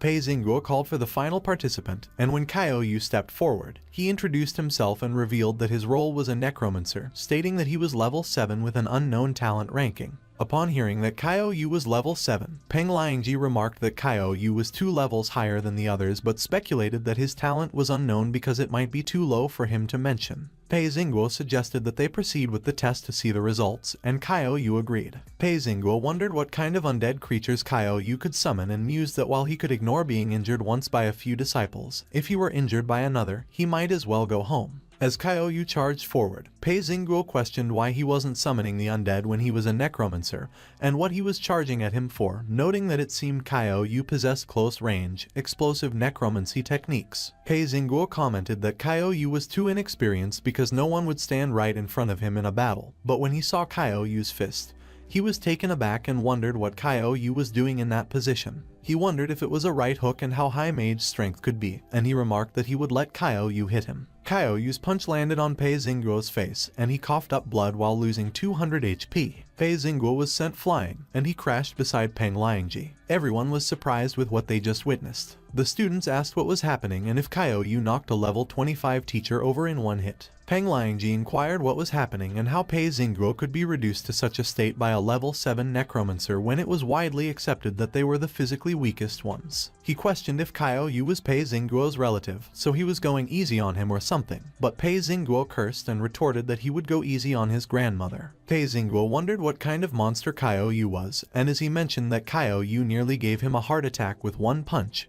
he pondered if it was the standard for a level 7 person. One of the students asked if he was hallucinating that Kaio Yu sent the recruitment teacher flying with one punch. Another student questioned if the others thought it was possible that the Kaio Yu they were seeing was an undead being that had been summoned, and the real Kaio Yu was hiding somewhere. To which the other student responded that it must be because it was widely accepted that the Necromancer is the physically weakest role, so there was no way Kaio Yu could send the recruitment teacher flying with one punch. Peng Liangji remarked that Kaio Yu was kind of terrifying, and luckily, Pei Xingguo stated that he would do the tests or else he would be the one losing face. Kaiou asked if his test was over, and while Pei Xingguo exclaimed that Kaiou was the most terrifying, Peng Lingji reluctantly declared that he had passed the test but hadn't demonstrated his undead magic, so they couldn't really give him a score. Kaiou remarked that it was okay as he had thought it through and wanted to major in physical fighting, like what warriors do, and he noted that it was not like he could use magic at the moment anyway, and getting into Jingdu University was more important. Peng Lingji mentioned that specializing in a role other than Kaiou's own was without precedent in the entire history of education, so he would have to ask the principal about it and requested that Kaiou wait a moment. Jai Pingyang picked up the phone and inquired what it was. He asked if Peng Lingji didn't go to the 4th Academy in Sioux City to recruit students, to which Peng Lingji explained, and as he revealed that he had found a terrifyingly talented necromancer there who wanted to join the physical fighting major meant for warriors. Jai Pingyang asked what Peng Lingji was going on about. Peng Lingji explained that, to put it simply, Kaiou was only level 7. But he sent a teacher from Huiking University flying with one punch, which surprised Jai Pingyang. And while Pei Xingguo discreetly pleaded for his principal to pick up the phone, Jai Pingyang stated that he would give Peng Lingji the most authority in Jingdu University, so no matter what conditions Kaiou wanted, he should agree to every single one of them as he must be convinced to join Jingdu University. But he took back what he just said and remarked that he would invite Kaiou personally, so Peng Lingji should start a video call. In an instant, Jai Pingyang's image appeared before Kaiou. Jai Pingyang greeted Kaiou and mentioned that he was the principal of Jingdu University, so he hoped he would be willing to join them at Jingdu University as they have a long and glorious history and excellent teachers. But Kaiou cut Jai Pingyang off and remarked that he should save his breath because he would join Jingdu University. On the other hand, Pei Xingguo's principal finally picked up, and as he inquired what it was, Pei Xingguo replied that the principal should just disregard it because he was a little too late. But Pei Xingguo noted that the rest of them weren't bad, so he would fight for them. Jai Pingyang suggested that since they were all from the same class, they should join together as they could take care of each other too. And as Ma Fei agreed and thanked Jai Pingyang, Pei Xingguo asked if Jingdu University wasn't a bit too much for taking them all. Meanwhile, Peng Lingji remarked that it looked like it would be the highlight of his admissions career. Suddenly, Kaiou stated that he had a few more questions for Jai Pingyang and asked if he knew his father, Kaiou Anking. Jai Pingyang immediately inquired if Kaiou was Kaiou Anking and Bai Shixia's son and remarked that it was no wonder he felt such a strong sense of familiarity the moment he saw him. Kaiou asked Jai Pingyang if he knew where Kaiou Anking and Bai Shixia were at the moment. Jai Pingyang responded that they were both his students, but he hadn't seen them in over 10 years, so he could only tell Kaiou that his parents were very talented individuals. He remarked that those two had disappeared without a trace for over 10 years, so he feared that they had already perished, but he just noted that he hadn't been able to get more information about them since they graduated. Jai Pingyang recalled that they would often talk about a private world, so Kaiou must go to his private world as it contains something his parents have left for him. Jai Pingyang called everyone and announced that he will send the acceptance letter to them directly once they have created it, and they should try to pass the worlds related to their roles before school starts so they will be even more respected in school. He wished them good luck and told them that he would see them at Jingdu University. 1 week later, after passing the beginner's training, the 4th college separated its students into classes according to their roles in the other world. And to put it bluntly, it was an intensive preparation class to try and get more students scouted by the elite universities. At the 4th college mages class, Zhu Jinlong stated that they will enter a world specially designed for mages that day, and that world was usually a test of their mental ability, so it should be a logic or riddle-based world. Zhu Jinlong remarked that as long as they work together, the sum of their thinking will be more than its parts, so they should talk about the criteria for passing next. On the other hand, Yang Xiangdi and Kaiou skipped class and were at the portal. Kaiou asked Yang Xiangdi if he was really sure that they could do it, and Yang Xiangdi asked Kaiou what could go wrong.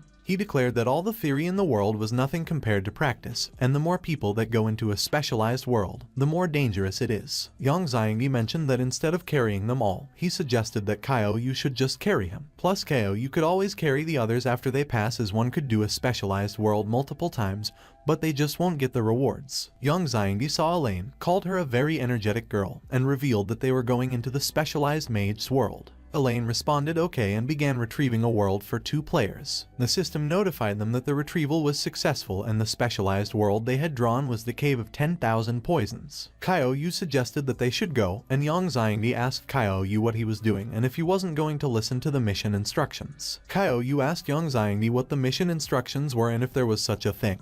To which Yang Xiangdi replied, and as he noted, of course, he asked Kaio Yu how he passed the Cave of Skeletons if he didn't listen to the instructions. Yang Xiangdi asked Kaio Yu if he surely didn't kill a path through the skeletons, but when Kaio Yu was speechless, Yang Xiangdi muttered that Kaio Yu was such an idiot. Elaine explained that legend has it that there is an ancient, evil tribe in Kyandongnan, and its people are vicious and merciless and were good at using poisonous worms that they could poison someone without anyone knowing. She continued that a poisoned person will grow deathly sick, and the poisonous worms will reproduce in their body, eating their flesh until their host dies. Elaine added that the mission objectives were to find the evil tribe of legend and destroy all the poisonous worms, and the rewards are to be decided based on the way they complete their mission. But she gave them a gentle reminder and advised that the Cave of 10,000 Poisons requires 5 players to start, so the system will automatically match them with 3 other players, so she requested that they make the necessary preparations. A few moments later, Kaio Yu and Yang Xiangdi were transported in front of a huge door, where 3 other players were transported too.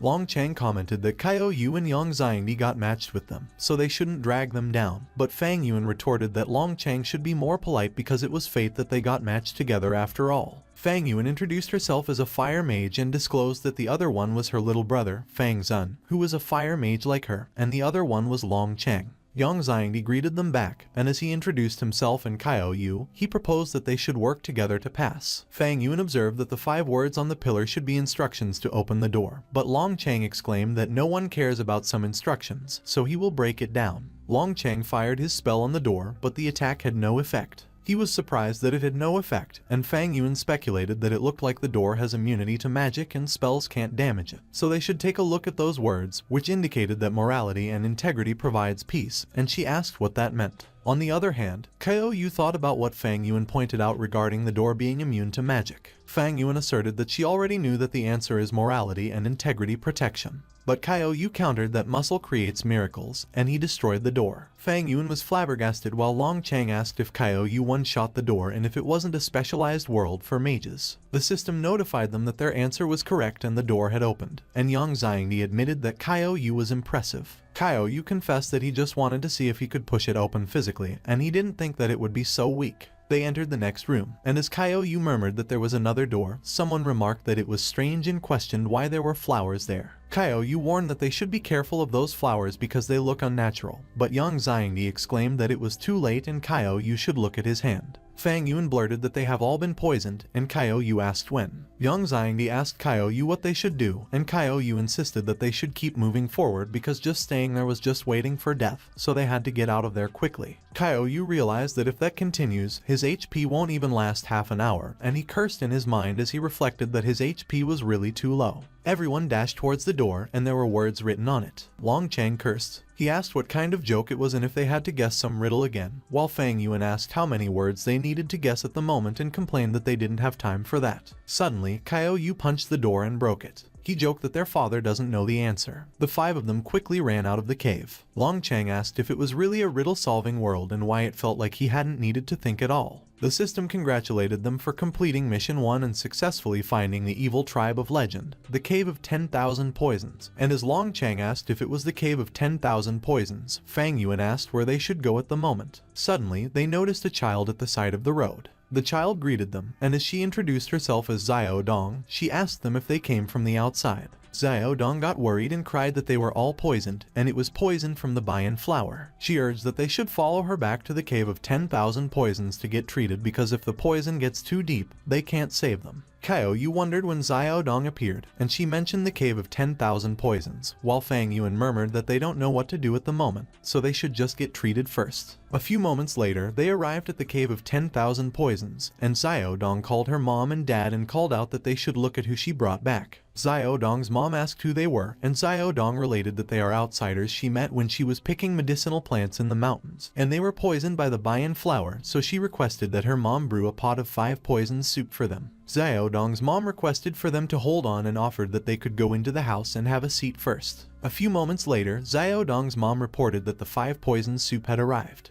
The soup lived up to its name, as it looked very deadly and poisonous. Long Cheng teased that Yang Xiangdi has a more robust physique, so maybe he should drink it first, but Yang Xiangdi protested that he couldn't as he was all fat, so Long Cheng should go first. Meanwhile, Kaio Yu decided that he would drink it quickly and get it over with because he only had half of his HP left. Kaio Yu remarked that it was not too salty or bland, and it tastes great. He added that the 5 poison soup really was useful as his poison status has disappeared, so they all should drink up to and heal themselves because they don't know what dangers they will face. A few moments later, Kaiou asked Xiaodong if she could tell them about the history of the Cave of 10,000 Poisons, and Xiaodong replied that she didn't know the origins of the tribe either, and all she knew was that their patriarch asked them to avoid the world and banned them from using their poison magic unnecessarily. Xiaodong's mom insisted that the poison has been dealt with and they are already safe, so she requested that they leave quickly because they in the Cave of 10,000 Poisons aren't very welcoming to outsiders. Xiaodong asked her mom how they could be like that, and she questioned why she would want to chase them away when they have just received visitors. She assured that everyone should relax and not listen to her mom, so they should stay as long as they wanted.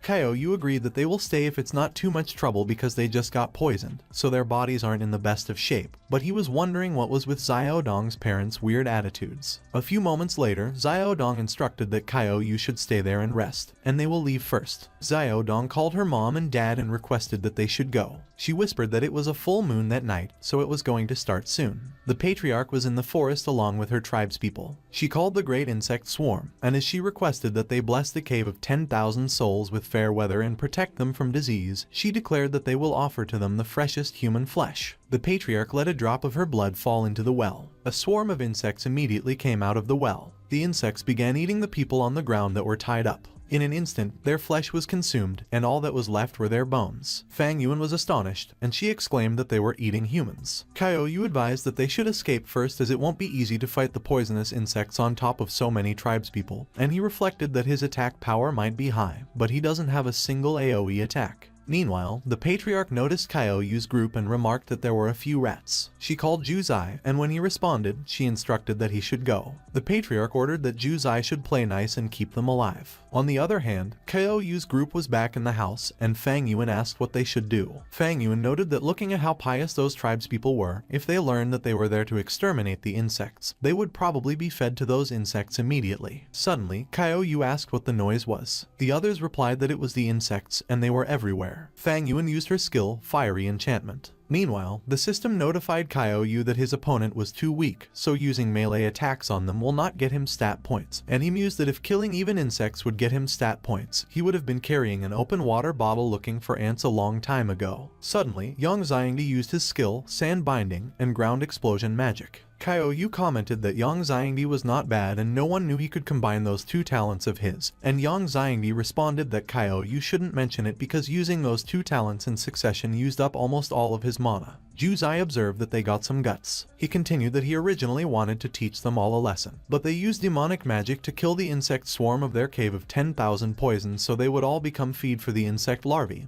and die with the insects eating them alive. Yang Xiangdi suddenly used his skill, Ground Explosion Magic, and dealt 11 damage to Juzai. Juzai retorted that Yang Xiangdi was arrogant and asked him if he would try to hurt him with those petty tricks. He was a level 10 normal NPC with 300 HP, and the system notified the group that unlike a wild monster boss, the NPCs in the other world will have their personal stats hidden unless they take damage. Longchang asked how they could win like that when Juzai's stats are basically the same as a boss, and Fang Yuan pointed out that the mission in the Cave of 10,000 Poisons wasn't something newbies could accomplish. On the other hand, Kaiou wondered if that specialized world could be different from others in some way. Kaiou charged forward, and Juzai sneered that Kaiou was arrogant for running over there with that tender white fist of his. He boasted that his arm is thicker than Kaiou's thigh so he could take on 10 weaklings like him with ease. But Kaiou's attack was strong and explosive, and it dealt 121 damage. Juzai gasped that it was impossible, and as he questioned how a mere human could hurt him, he used his skill, Insect Bite, and his HP was raised to 500. Longchang noted that Juzai's stats increased again, while Fang Yuan added that Juzai's defense was multiplied several times. Juzai proclaimed that no one could damage him at the moment, so he will use their blood to pay respects to his insect swarm.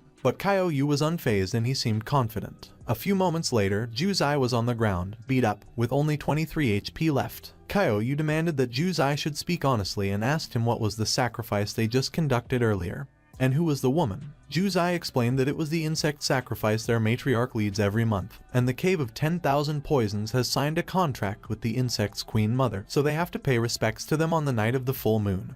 and the ancient green stone well was where the Queen Mother resides and reproduces. Young Xiangdi speculated that he thinks he knew why Xiao Dong's family wanted to cure them of the poison, and they must have wanted them to become the next round of sacrifices. Kaio Yu announced that it was the last question, and he asked Ju Zai why Xiao Dong called the tribe the Cave of 10,000 Souls, but they all call it the Cave of 10,000 Poisons. But Ju Zai asked Kaio Yu who was the Xiao Dong he was talking about. Ju Zai informed that there was only one name with Dong in the entire Cave of 10,000 Poisons, and that was their matriarch, Zun Dong. Kaio Yu acknowledged that he understood and thanked Ju Zai for his cooperation, and as Ju Zai replied that Kaio Yu was welcome, he asked if he could already go. Kaio Yu stated that Ju Zai could already die, and the system notified him that it has been detected that he has dealt with the NPC Ju Zai using melee attack, so 10 stat points and 50 EXP have been awarded. The system congratulated Kaio Yu on successfully leveling up, so 5 free stat points have been awarded. It also congratulated him on killing the first NPC spawned in the Otherworld with melee attacks, so the S-rank item Sage's Protection, a one-time use item, has been awarded. Kaio Yu realized that it was an S-rank and it would negate one fatal blow, and no one knew that the NPC would drop such an opus item as it was the highest ranked item in the Otherworld. Fang Yuan asked what they should do, and she warned that they will find out that they have killed Ju Zai sooner or later. She continued that one villager was deadly enough and the matriarch could control the poisonous insects, so there was no way they could possibly beat her, and Long Chang argued that they can't count on Kaio Yu to take them on. Kaio Yu proposed that the mission just needed them to exterminate all the insects so they don't need to face the tribespeople of the Cave of 10,000 Poisons head-on, and since the insect's nest was in the green stone well, they should blow it up. He suggested that they should act before Zun Dong realizes what has happened, and it was their best chance. A few moments later, they arrived at the well, and they commented that there was no one there, so they should go. Fang Yuan saw people by the well, and she asked if they weren't Xiao Dong's parents and if they would kill their own tribespeople. Kaio Yu considered that it was no wonder that they acted so strangely, and it looked like not all the tribespeople were bad, so he recommended that they should just leave them and they should destroy the stone well while they could. Everyone used their spell, fire, wind, and Yang Xiangdi used his skill, ground explosion magic. A huge explosion occurred. A huge hole on the ground was left after the well was destroyed. Yang Xiangdi opined that it was powerful and the insects must have all died. But he asked why the system hadn't notified them that they had completed the mission. Suddenly, Zun Dong laughed and remarked that the little rats have been naughty. She was with Quang Mang, the backbone of the Cave of 10,000 Poisons, and she surmised that their presence meant that Ju Zai had died, which was unexpected. Kaio Yu asked Zun Dong if he should call her the matriarch of the Cave of 10,000 Poisons or Xiao Dong. Zun Dong asked Kaio Yu what the problem was, if he didn't like her current form, and if she should turn back to Xiao Dong.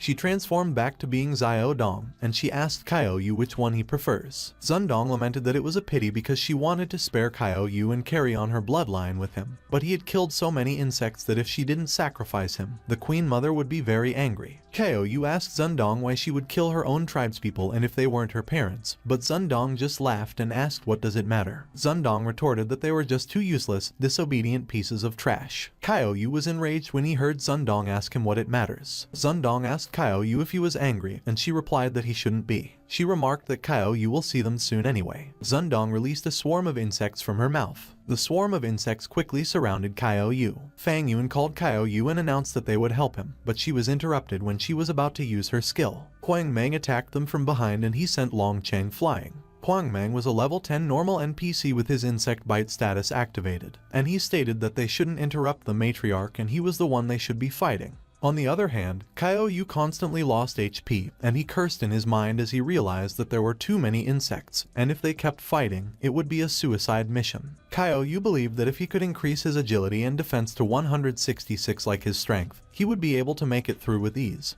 so he wondered if he should use the active talent of Brave of Heart at that moment. But he decided against it and figured that he could still revive once because of Sage's protection. So he will fight and he will have to deal with the cause of the issue because as long as he could kill Zun Dong, those insects won't be controlled. Zun Dong asked Kaio Yu if he finally got it and if he wanted to become the insect's food. But she was alarmed when she realized what Kaio Yu did. Kaio Yu passed through Zun Dong and created a hole in her body with his fist. Zun Dong was a level 10 rare NPC.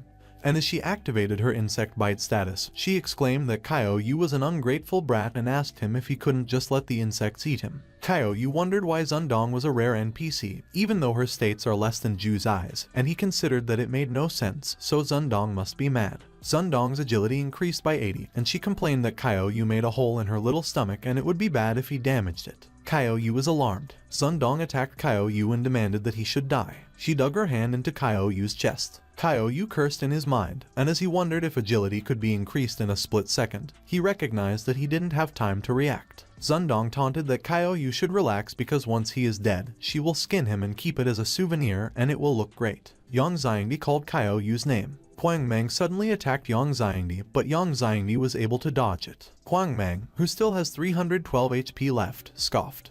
And as he reiterated that he told them that he was the one they should be fighting, he questioned Yang Xiangdi for daring to be distracted. Yang Xiangdi used his skill, Sand Binding, and Huang Meng noted that Yang Xiangdi didn't seem to understand that his tricks were useless against him. Huang Meng sneered that Yang Xiangdi's attacks were just tickling him. But Huang Meng was surprised, and he asked why the sand was red. Yang Xiangdi used his skill, Ground Explosion Magic, and dealt 312 damage. He retorted that Huang Meng should ask that question in hell, and the system notified him that he was in a fat burning state, so his spirit was at 296. Yang Xiangdi called Kaio Yu and declared that he was there to save him, and when Kaio Yu saw Yang Xiangdi, he asked what happened to him. Yang Xiangdi explained that he didn't know, but the moment he got anxious, all the fat on his body burned away, and he currently has almost 300 spirit. Kaio Yu reflected that a person's spirit affects their talent usage, and 300 points was almost as much as some mid-tier mages have. He urged that Yang Xiangdi should use Ground Explosion Magic immediately to deal with him and Zundong together, which made Zundong ask him what he was doing,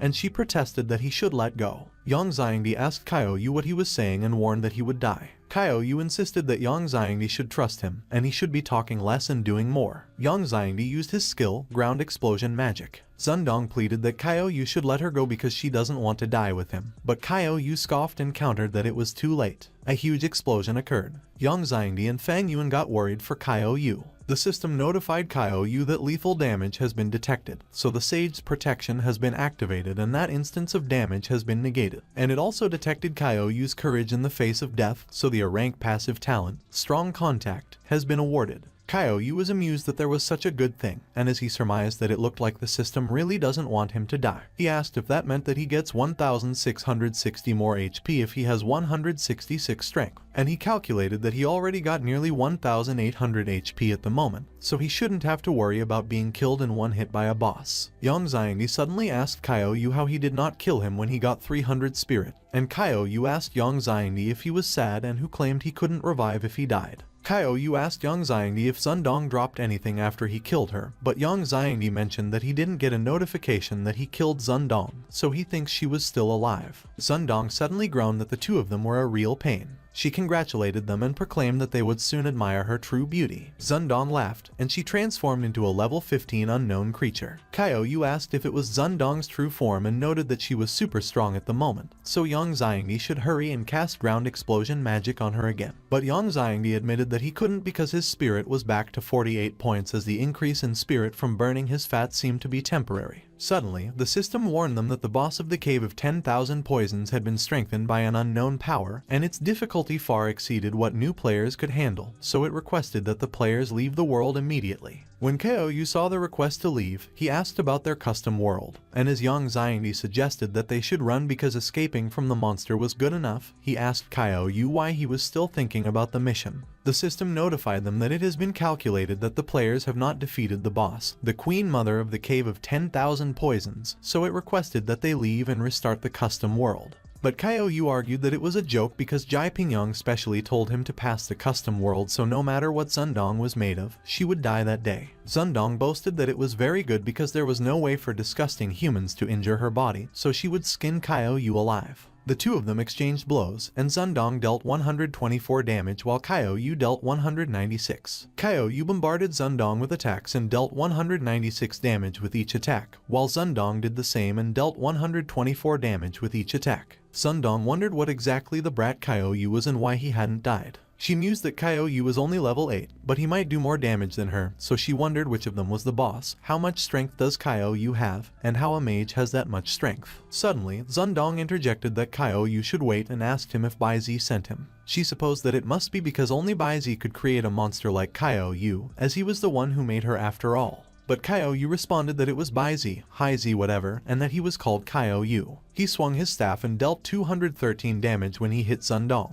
When Zundong heard Kaio Yu's name, she speculated that his surname was Kaio, so it could be her lord's doing, but she wondered why he would kill her. Meanwhile, the system notified Kaio Yu that it has detected that he has defeated the unknown creature through melee attacks, so 15 free stat points and 75 XP have been awarded, and it also congratulated him for leveling up successfully, so 5 free stat points have been awarded. The system notified that the Cave of 10,000 Poisons anomaly has been resolved and congratulated the 5 players on successfully completing the specialized world for mages. It declared that it had evaluated the players' ranking. It notified that the assessment was completed and Long Cheng was F rank, Fang Zun was E rank, Fang Yuan was E rank, Yang Xiangdi was A rank, and Kaio Yu was S rank. And while Long Cheng remarked if they passed, the system notified that it would give out rewards according to player ratings, and it delivered S-rank rewards to Kaio Yu, which were 100 EXP, 10 free stat points, and the A-rank talent book door to Acre, and it also congratulated Kaio Yu on leveling up successfully, where 5 free stat points have been awarded. Kaio Yu mentioned that he was already level 10, but only after entering the early stage could he say that he was an otherworld player who could go solo, and he added what was in the soul's core. It was a B-rank Wild Spider's breastplate, and Kaio Yu realized that the equipment's effect fit his strong contract talent too well. Kaio Yu also got the mysterious Rubik's Cube, and he was surprised by it. The system notified that the mysterious Rubik's Cube has recognized and got binded to him, and it was activated, so he has obtained the ability to assess the abilities of humans within 10 levels of him and another unknown locked ability. Kaio Yu considered that no one knew that the Rubik's Cube would bind to him, and he couldn't believe that it had a locked ability because just the one ability was already powerful. Elaine suddenly congratulated the 5 players on completing the Cave of 10,000 Poisons. She conveyed that as an extra reward, she will increase their spirit by 20%. Yang Xiangdi cursed and noted that the reward was amazing, to which Kaio Yu agreed. But in his mind, he reflected that his spirit was 0, so 20% of that was still 0, and that reward was useless to him. Fang Yuan thanked Kaio Yu for saving them and carrying them through the specialized world, and Kaio Yu responded that it was no problem and that he would see them around. She declared which universities they were applying to, and as they remarked that they had already secured a spot in Jingdu University, she responded that she would definitely get in too. Meanwhile, Elaine smiled as she watched the students pass through the portal. The next day, Kaio Yu and his friends met at the 4th college's canteen. Ma Fei was surprised and could not believe that Kaio Yu was level 10 too. He believed that a warrior's specialized world has many more monsters than a mage's, and under normal circumstances, the former will level up faster than the latter, so he wondered how Kaio Yu was the same level as him. On the other hand, Zhao Ziyu inquired if he was sure that it was Yang Xiangdi because she found it hard to believe, to which Zhuo Yu agreed and remarked that the change was way too much, as Yang Xiangdi was much more handsome than Ma Fei. Yang Xiangdi scoffed and commented that there is no use in looking good, so he is going to gain the weight back as soon as he can because if not, he would not feel safe at all the next time he enters the other world. Zhuo Yu realized, and as she stated that, since they had all secured spots, she inquired if they were still sitting for the other world examination. In Kaiji, the most important day of the year is the day of the examination, and it is a means to select the next generation of talented individuals. Most students who have secured spots at universities will still take part for a common goal to be the top scorer because that person will not only become famous but also be rewarded with an A-rank piece of equipment. Ma Fei expressed that he was taking part, and he must get first place amongst the warriors. He revealed that he heard his father say that it was different that time around because the top scorer will get an S-rank piece of equipment. A few moments later, Kaio Yu affirmed that since it was S-rank, he must be the top scorer at that time. Suddenly, 9527 remarked if the brat was really Kaio Yu because he was only level 10 at most, and as he commented how Kaio Yu could beat them, 7438 observed that it was whatever and he should just bring Kaio Yu in for questioning.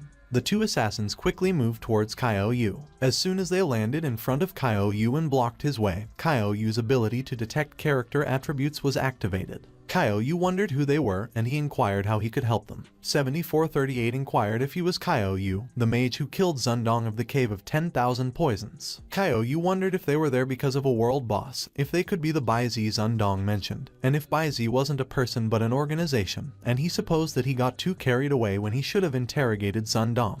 He responded no and that the assassins got the wrong person because he is Ma Fei, and as 9527 mentioned that he told 7438 that it couldn't be Kaio Yu, he apologized to Kaio Yu and insisted that they got the wrong person. But 7438 slapped 9527 and inquired if he was dumb enough to believe whatever Kaio Yu says. 7438 ordered that 9527 should go and bring Kaio Yu back if he is a mage. The 2 of them quickly disappeared from where they were standing. But Kyo-yu was unfazed, and he just stood there. The two assassins attacked Kyo-yu side by side. 9527 argued that assassins are stronger than mages, and Kyo-yu was not even dodging, so he was lying. But to his surprise, Kyo-yu suddenly appeared beside him, ready to attack. Kyo-yu punched 9527 and sent him crashing toward a building. 7438 figured that 9527 was knocked out with one blow when even he couldn't do that, and Kyo-yu acted like nothing happened even after being attacked twice, so with that defense and strength, it looked like Kyo-yu really isn't a mage. Kyo-yu wondered if he was up for round 2. 7438 nervously laughed and stated that fighting is the best way to know someone. He addressed Kyo-yu as his dear friend Ma-fei and explained that they bear no ill will and they have mistaken him for someone else, so they were very sorry. He asserted that he is just a cog in the organization, ranked 7,438th in terms of strength, so they should let the matter end there. Kyo-yu was surprised that a level 18 assassin is only ranked somewhere in the 7,000s in Baizi, and he assumed that he had to let them report back or they would take revenge more harshly. He expressed that he hoped that the two assassins could find the Kyo-yu they speak of quickly and requested that they tell him if there is anything he, Ma-fei, could do to help. But 7438 replied that there was no need. A few moments later, Kyo-yu saw that Baizi is a legendary divine beast with a snow-white coat that is as strong as a lion and has flames running along its 4 limbs, and it knows the names, appearances, and how to exorcise all the demons in the world, and for that reason, it has been worshipped as the divine beast of exorcising demons and auspiciousness for a long time. Kyo-yu said himself just what kind of an organization Baizi is, and he mentioned that he can't find anything on them at all. He warned that his identity will be exposed sooner or later, so it looked like he couldn't keep staying there because there was no way he could take on something as secretive and powerful as Baizi with his current strength. Kyo-yu asserted that his only choice is to take part in the examination because even an organization like Baizi wouldn't dare to act against an examinee in that period of time because it would be a heinous crime, and he will be safe once he gets to Jingdu University. He claimed that Jai Pingyang is the best swordsman in the world and is known as the sword god Pingyang, so if even Jingdu University isn't safe, there is nowhere that will be safe. Kyo-yu wondered what was the Rubik's Cube that dropped in the Cave of 10,000 Poisons. He wondered if that could be the part that makes the specialized world different from normal ones and if they left that for him.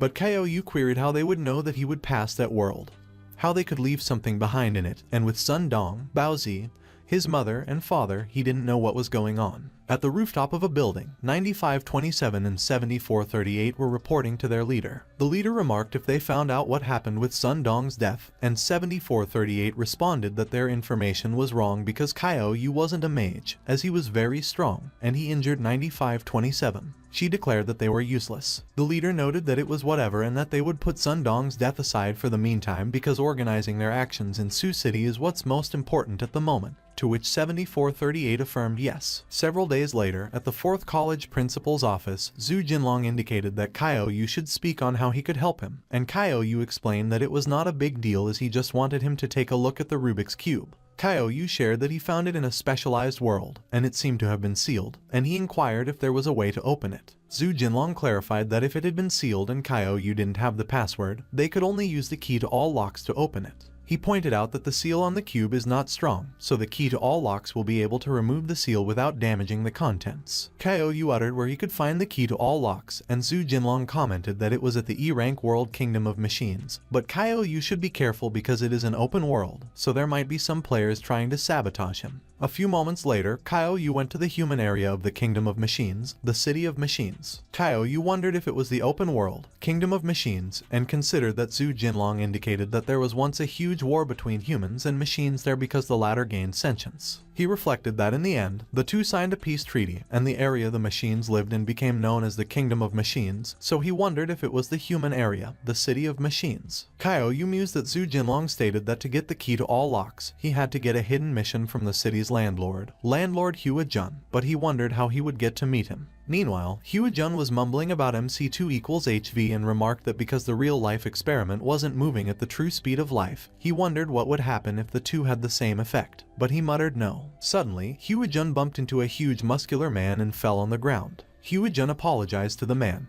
but the man demanded what his problem was, if he couldn't walk properly and if he was doing it on purpose. He insisted that Hua Jun injured him and he demanded compensation. To which his companion, the blonde man, agreed, but Hua Jun just kept apologizing. The man voiced that Hua Jun should pay up, but the blonde man probed if the old Foji surely wasn't broke. Suddenly, Kyo-yu interrogated the two men for daring to extort an old man in broad daylight, and stated that there was no way an upstanding young man like him could watch that happen. The man retorted that Kyo-yu was an idiot and he should mind his own business, and he inquired if he was going to help Hua-jun pay. Kyo-yu declared that evil cannot escape the law. The man was caught by surprise when Kyo-yu immediately swung his powerful fist at him. He was sent flying, and he crashed onto the ground. The blonde man was shocked that his mouth went wide open. While politely addressing Kyo-yu, the blonde man immediately admitted that they were wrong and they would make amends to Kyo-yu and Hua-jun, and he queried if Kyo-yu could treat them like a fart and wave them away. Kyo-yu insisted that they should scram, and the blonde man immediately replied yes. Kyo-yu inquired if he was okay, and Hua-jun responded that he only had that much money. But Kyo-yu stated that he is an upstanding young man who was born in the spring breeze and raised under the red flag, so he requested Hua-jun to not speak of him in the same breath as those gangsters, and Hua-jun apologized to Kyo-yu and mentioned that he was just an old man, so he can't repay him. Unaware that he was already talking to Hua-jun, Kyo-yu asserted that he didn't need anything.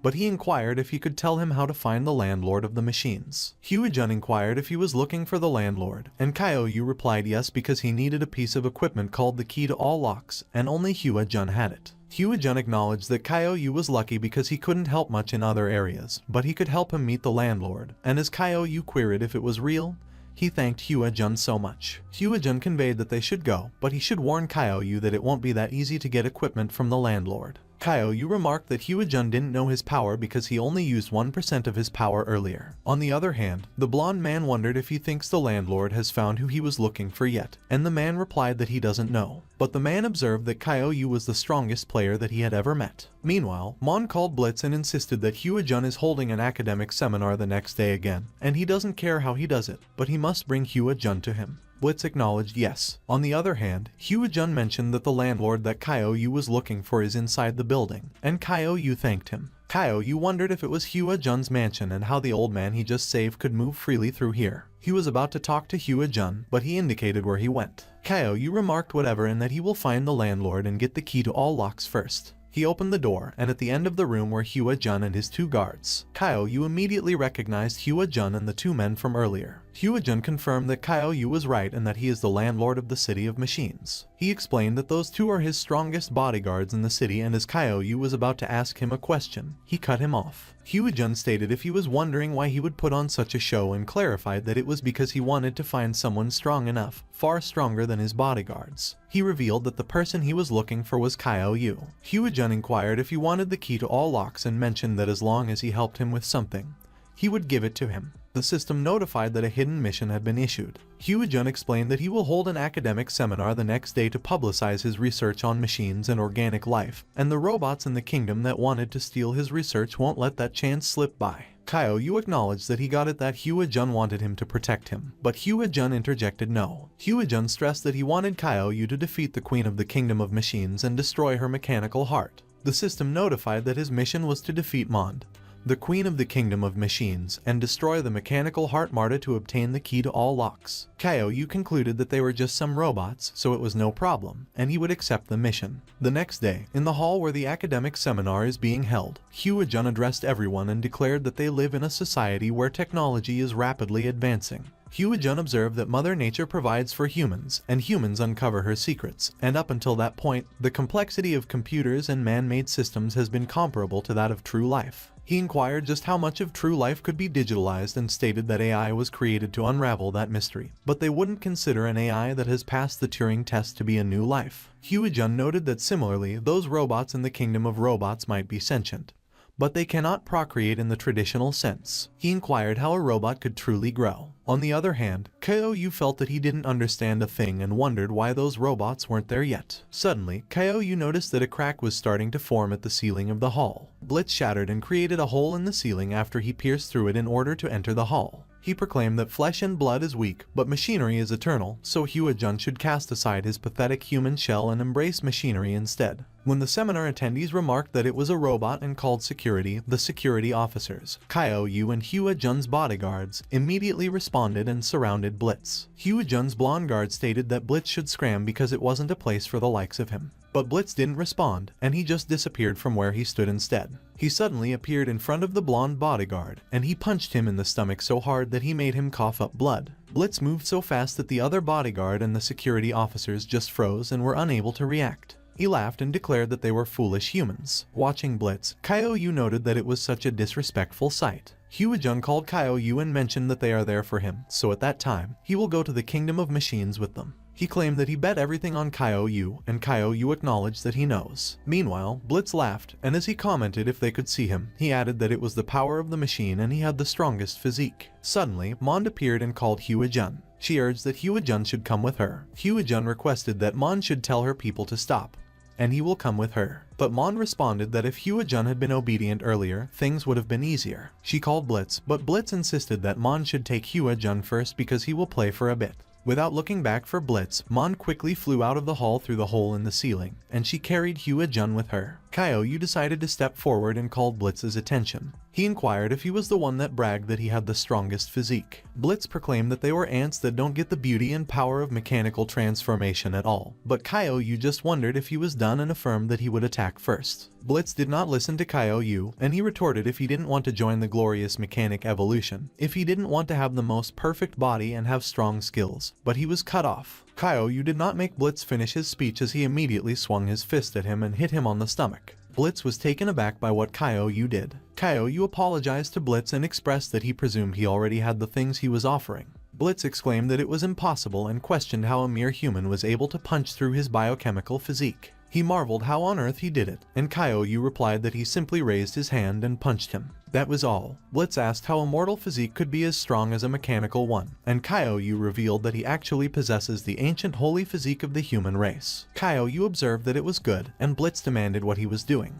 Kyo-yu cautioned that Blitz should stop talking nonsense, and if he doesn't want him to tear him apart into a pile of scrap metal, he should quickly scram towards their kingdom of machines. Blitz quickly flew away from the hall while Kyo-yu, whom he carried on his back, restrained his arms. Kyo-yu reckoned that Hyo-jun let himself get caught on purpose so it looked like he wanted to guide him to the kingdom of machines to destroy the mechanical heart, and Hyo-jun shouldn't worry because he will definitely complete the mission. Meanwhile, Blitz considered that Kyo-yu has terrifying power, and as he wondered why he simply let Hyo-jun be taken away, and what the ancient holy physique was, he surmised that it was bad, so he must report it to Mond. Blitz continued to fly out of the city. On the other hand, Hyo-jun and Mond arrived at the Kingdom of Machines. Mond apologized to Hyo-jun for inviting him there in such a rude manner. Hyo-jun countered that it was no worry because even if he dies, he won't betray the human race and join Mond's kingdom. Mond requested that Hyo-jun not be so stubborn, and she suggested that he should take a look first. The data on the screen in front of them slowly cleared up, and the mechanical heart, Marta, was revealed. It beat vigorously. Mond explained that as Hyo-jun should see, the machine is bioengineered, or it could be phrased that its biology is engineered because the heart with biological functions in front of them combines the human spirit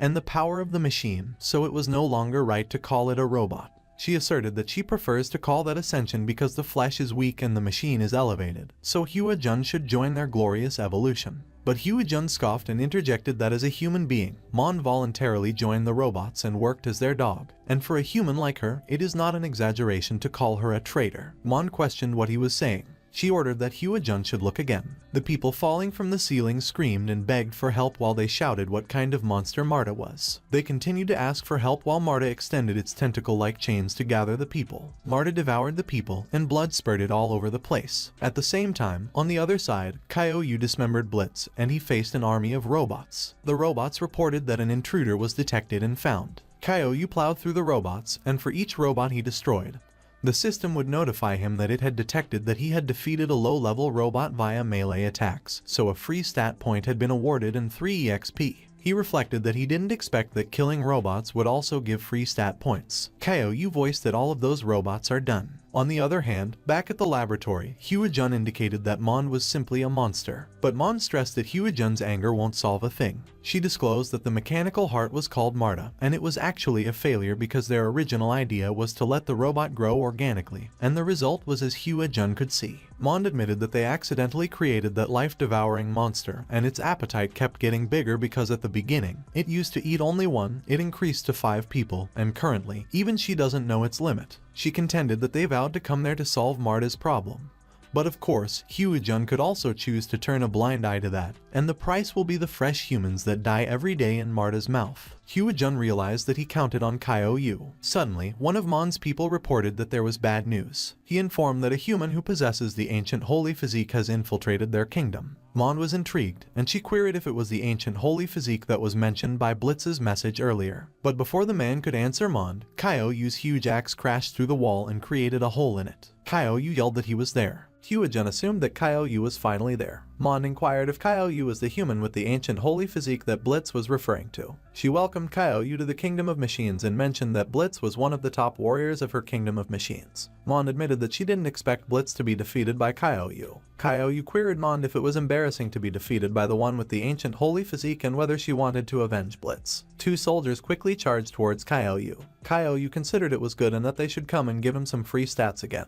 The system notified that it has been detected that he has defeated a low-level robot via melee attack, so he was awarded 3 EXP. Kyo-yu punched the other soldier, and the system gave him the same notification that he had been awarded 3 EXP. Mon observed that Kyo-yu's portal body is actually stronger than the ones modified by the Queen. She began to contemplate if what Blitz claimed about the ancient holy physique was actually true and pondered that if she could persuade Kyo-yu to join their side and undergo mechanical changes, she couldn't imagine what kind of monster would be born. Mon imagined that Kyo-yu would be the strongest warrior in the world. Meanwhile, Kyo-yu checked with Hyojun if he was okay, and Hyojun assured that he was fine. Hyojun advised that Kyo-yu should look ahead, and Kyo-yu wondered what it was. Hyojun explained that it was the mechanical heart, Marta. He revealed that Mon and her kingdom were using humans to feed the machine. Kyo-yu affirmed that he understood and that even without Hyojun's commission, he would have still destroyed that mechanical heart. To which Hyojun responded that he will leave Marta to Kyo-yu. On the other hand, Mon considered that they have to win over the ancient holy physique at all costs. Addressing Kyo-yu as the ancient holy physique of the human race, he urged that Kyo-yu should abandon his weak body and join the glorious evolution. But Kyo-yu ignored Mon, and she speculated what Kyo-yu was planning to do. Mon was startled when Kyo-yu suddenly jumped over the control panel. Kyo-yu charged towards Marta with his fist. Mon commanded that Kyo-yu should stop and demanded to know what he intended to do to Marta. Kyo-yu dealt damage to Marta as he threw his punch at it. Mon insisted that Kyo-yu should stop immediately. Kyo-yu glanced over his shoulder as he noticed Mon charging at him. He warned that Mon shouldn't get in the way. Suddenly, Mon's system alerted him, warning that there was a high-level danger detected, and it requested that she run away immediately. Mon was not able to react, and Kyo-yu was able to land his punch onto Mon's face and dealt damage. Kyo-yu sent Mon flying and she crashed into the wall. Mon created a huge dent on the wall and her HP has decreased. But instead of a queen, a guy was under the mask, and Mon realized that Kyo-yu had such amazing strength, so he definitely must keep him in the Kingdom of Machines. Kyo-yu turned his attention back to Marta. He bombarded Marta with punches and dealt multiple damages. Kyo-yu declared that Marta was a wicked thing and it should break for him. A huge explosion occurred. The system notified that he has successfully eliminated the mechanical heart Marta via melee attacks, so he earned 100 EXP, and 3 free stat points have been awarded. Red liquid rained over Kyo-yu after the explosion. Mon exclaimed that Kyo-yu actually destroyed Marta and demanded to know if he knew how much hope it held for the robots. Kyo-yu responded that it was unbelievable and interrogated Mon about how many humans he fed Marta with. He clicked his tongue and remarked that Mon was obviously human, but he calls himself a robot. But Mon shouldn't worry because it was his turn next. Mon suddenly pleaded that Kyo-yu should wait and begged him to listen. He acknowledged that Kyo-yu was very powerful, but Mon insisted that compared to their great majesty the Queen, Kyo-yu's power is nothing, and although Kyo-yu destroyed Marta, their majesty the Queen won't blame him for it. He assured that Kyo-yu will get a chance to redeem himself instead as long as he follows him to meet their majesty, the Queen, and joins them. She can forgive Kyo-yu's sins. When Kyo-yu heard Mon mention their majesty the Queen, he wondered if Mon wasn't the leader of the Kingdom of Machines. Hyojun suddenly called Kyo-yu and advised that he shouldn't be fooled. Kyo-yu reassured Hyojun shouldn't worry because he is not interested in mechanical evolution, and he only trusts his own body. But Mon anticipated that after Kyo-yu sees the power of the Queen, he will change his mind. Kyo-yu suggested that they should go and meet Mon's mechanical queen, and Mon instructed that Kyo-yu should follow him. A few moments later, Mon and Kyo-yu were walking down a corridor. Mon indicated that it was the way, but he was secretly releasing a mechanical bug from his hand. The mosquito discreetly flew behind Kyo-yu. The mechanical bug is able to infect humans and gradually transform them into machines, and it landed at the back of Kyo-yu's neck. Mon saw that the mechanical bug managed to approach Kyo-yu from behind. He imagined that if he is able to infect that ancient holy physique with the parasite, their majesty the Queen will definitely reward him. The mechanical bug prepared its needle to pierce Kyo-yu with it, but Kyo-yu suddenly slapped the bug, and liquid spurted out of it.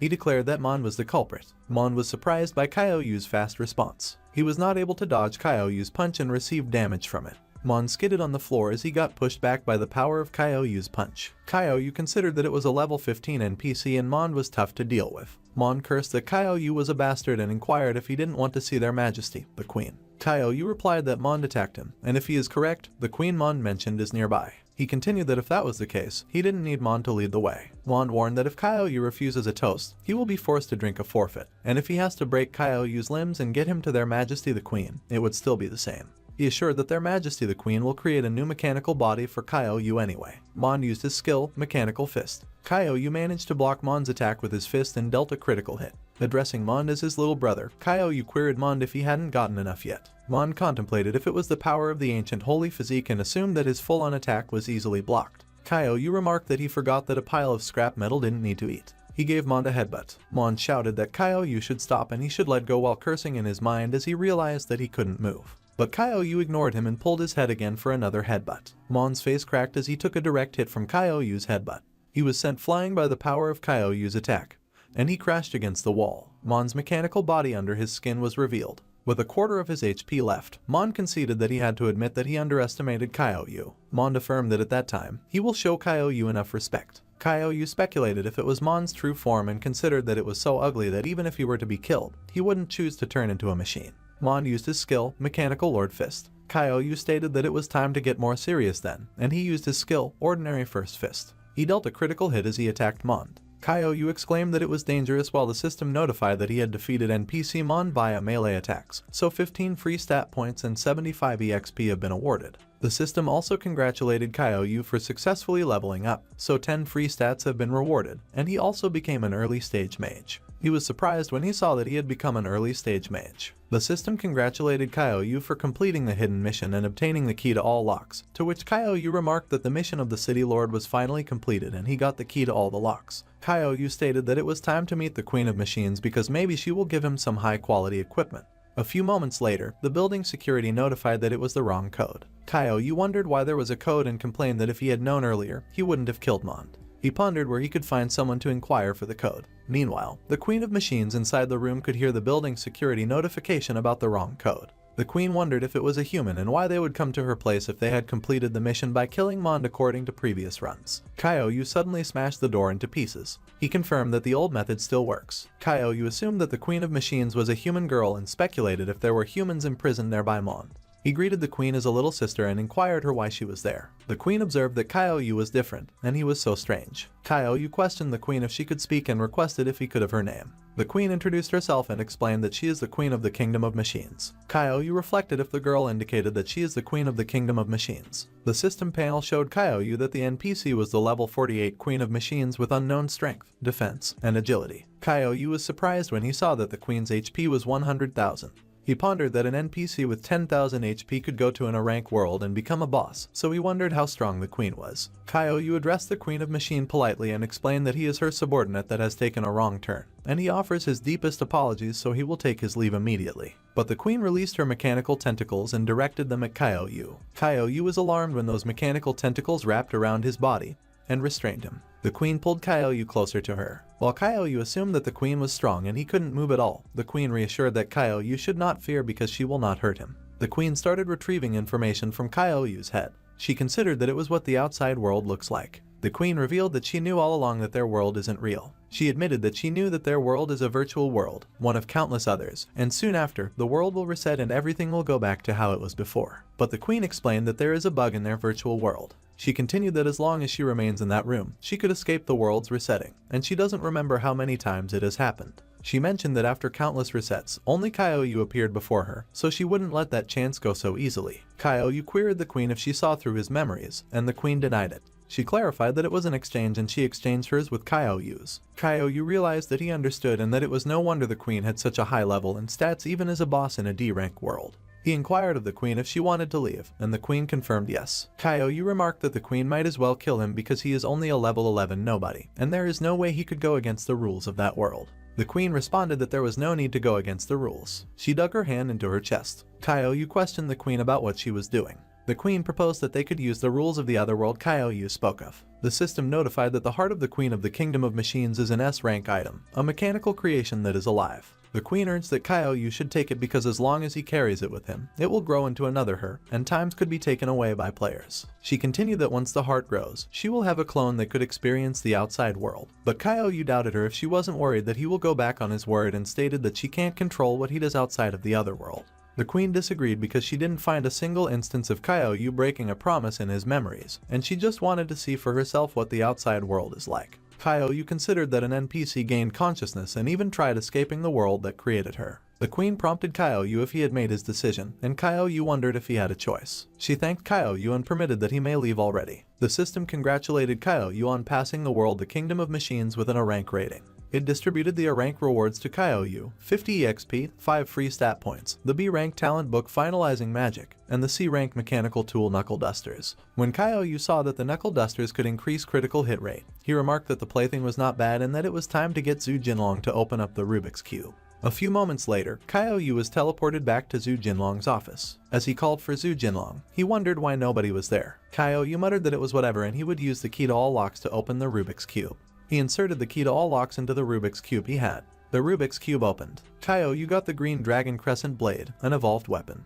He recalled that it was what his parents left for him, but he wondered why it was a weapon and how he should level it up when it has no attributes at all. Kaiou questioned if he also wasn't a mage. Suddenly, Zhu Jinlong called Kaiou, and Kaiou informed that he opened the Rubik's Cube. Zhu Jinlong dismissed that no one cares about the Rubik's Cube and urged that Kaiou better go already or he will miss the examination. Kaiou was puzzled when he heard Zhu Jinlong mention the examination, and he cursed when he realized what he meant. On the other hand, a lot of students have already gathered at the examination hall. Wang Maishan, a student from the first college, requested the examiner if they could already start. Yang Xiangdi chimed in and advised that they should hold on because it was not time yet and they were still missing someone. Wang Maishan queried Yang Xiangdi if he was from the fourth college while his teammate challenged if they were those people who were all useless good-for-nothings and what difference it makes if they take the examination or not. Yang Xiangdi demanded them what they said. Wang Maishan asserted that the first college has always had the highest selection rate in the examination and most of the previous top scorers have also been from their school. He bragged that last year, Long Zhang from their school scored the highest in the fighter's examination.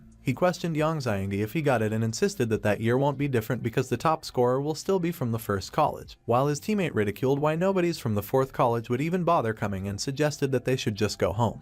Their teammate mocked that if the other person still hasn't shown up to something as important as that examination, he is pretty sure that he was too scared to come. Yang Xiangdi remarked that Kaiou could take each one of the first college students down with a single punch. When Long Maishan heard what Yang Xiangdi claimed, he challenged Yang Xiangdi to come and prove it and boasted that it was good that he met Yang Xiangdi before the examination because he will teach him what it really means to take someone down with a single punch. Meanwhile, Zhu wondered why Kaiou wasn't there yet when the examination was going to start anytime and where he went. Suddenly, Ma Fei chimed in and declared that those from the first college should hear his vow. He proclaimed that he will put an end to their winning streak because he only has one true opponent, and that is Kaiou. But in his mind, he was cursing and speculating why Kaiou wasn't there yet. On the other hand, Kaiou was cursing in his mind as he realized that he was almost there, so he needed to be faster. The examiner announced that the examination was going to start soon and inquired of the teacher from the fourth college if everyone had arrived, and the teacher requested if the examiner could wait for a while. The teacher worried that if Kaiou didn't come at that moment, he wouldn't make it in time. Suddenly, Kaiou declared that he was present, and Yang Xiangdi exclaimed that Kaiou made it.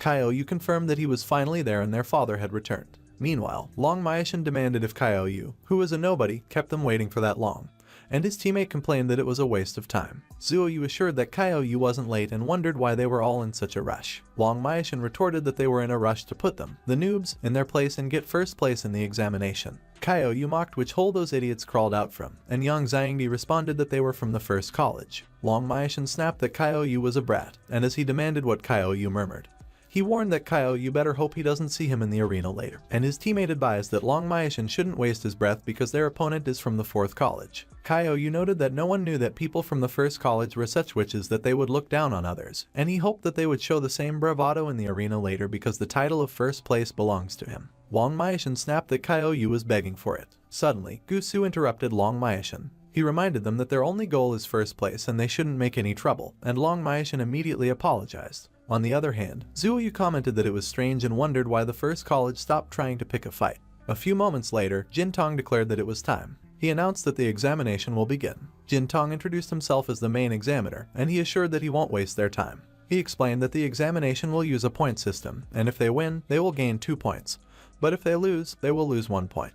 Jintong clarified that consecutive wins will get them another point, but consecutive losses won't cost them more points, and after the rounds, the 10 students with the most points will have a showdown to decide the first place winner. He confirmed if the students understood, and everyone affirmed that they did. Jintong declared that with that, the 3008th Sioux City examination has officially begun. One of the parents wished his son good luck and reminded that the chance to change his fate was before his very eyes. Another parent called his daughter and reassured that her father was there. And another parent wished his child good luck for the examination. Meanwhile, at the maid's arena, Kaiou considered that he heard that the examination would use rules similar to a dueling ground and the lowest their HP could go is 1 and they won't die. Kaiou concluded that it was to imply that he didn't need to hold himself back. On the other hand, the teacher inquired of Long Zhang who he believes will get first place at that time. Long Zhang responded that the person will naturally be from their first college. Back at the maid's arena, the examiner announced that the round 1 at Arena 108 would be Long Maishan from the first college versus Kaiou from the fourth college. Kaiou recognized Long Maishan's name. Long Maishan remarked that it was indeed unexpected because no one knew that he and Kaiou would meet in the first round itself. Kaiou commented that Long Maishan's name has a certain ring to it and inquired if Long Maishan didn't think so. He enunciated Long Maishan's name and emphasized each syllable. Long Maishan snapped if Kaiou was looking for trouble and warned that Kaiou shouldn't disgrace his name like that because he will smash his mouth shut. The examiner confirmed with Kaiou and Long Maishan if they were ready, and both of them replied they were ready. The examiner requested that both parties introduce themselves. Long Maishan cursed and wondered what kind of rule that was in if they couldn't just start fighting, to which Kaiou affirmed that he had the same concern. But Long Maishan did comply and revealed that he is a level 9 electric mage disciple from First College. Kaiou introduced himself and revealed that he is a level 11 early stage necromancer from 4th college. Long Maishan became threatened when he realized that Kaiou was at early stage. On the other hand, the examiner realized that Kaiou was able to reach the early stage before the examination, so it looked like he was a prime candidate for first place. The examiner instructed that they may start immediately. Long Maishan decided that it was whatever, and he didn't care because electric magic can counter undead, so it doesn't matter if Kaiou is an early stage because he could still win. He activated his skills, Thunder Barrier and Thunder Encircling. Kaiou silently observed as Long Maishan performed his skills. Seeing Long Maishan, one of the audience remarked that they should look over there because it was an electric mage. Another audience member mentioned that he heard that only 1 in 10 have a chance of becoming an electric mage, that it is basically a hidden profession. To which another audience concurred and added that everyone knows that electric mages are the strongest type of mage too. An audience member wondered if it doesn't seem like Long Maishan was on the defense, and another audience member inquired if Long Maishan wasn't putting himself at a disadvantage because electric mages aren't good at defense. They speculated if Kaiou was really a match for Long Maishan and what would make Long Maishan, an electric mage, do such a thing. Long Maishan challenged Kaiou to come and let him see his true necromancer power. But in his mind, Long Maishan contemplated why Kaiou hadn't taken out his staff yet, and if Kaiou wanted to throw away the competition. Meanwhile, the principal of the first college inquired of Zhu Jinlong if Kaiou was the one Jingdu University offered a spot to at that time and whether Kaiou did not intend to act. The principal remarked that Kaiou is a little overconfident because although Kaiou is of a higher level, electricity is more effective against the undead, so if Kaiou doesn't start summoning the undead, the underdog might win the fight.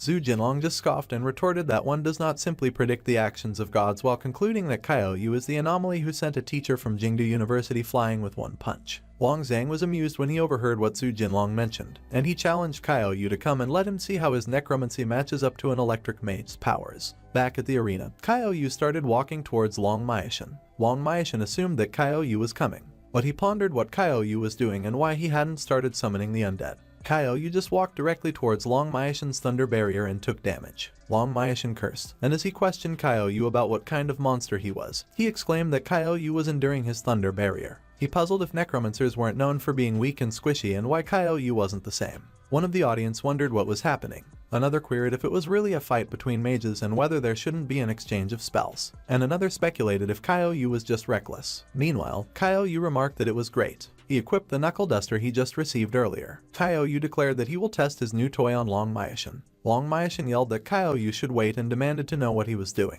Kaiou punched Long Maishan and dealt a critical hit. He sent Long Maishan flying, and Long Maishan crashed on the arena walls. Long Maishan was completely obliterated, but he still had 1 HP left, so he didn't die. Kaiou reminded Long Maishan that he owes him 5 lives. One of the audience wondered if he was dreaming while another questioned what he just saw and if a necromancer withstood an electricity attack by himself did over 1,000 damage with a punch. The principal of the first college remarked that he could understand Kyo-yu enduring the electricity attack by himself, and he would also ignore the fact that Kyo-yu pulled out a knuckle duster. But he emphasized that Kyo-yu did over 1,000 damage with a single punch and queried Zhu Jinlong if he would dare call Kyo-yu a necromancer. Zhu Jinlong countered that it didn't matter if a necromancer is a little stronger and insisted that Kyo-yu has been training since he was young and is exceptional at what he does, so it was completely reasonable. But the principal doesn't believe Zhu Jinlong. On the other hand, Long Zhang noted that it was interesting because he didn't think a necromancer could do that, and he speculated just how strong Kyo-yu's necromancy is if he is that powerful alone. He emphasized that he can't wait to find out.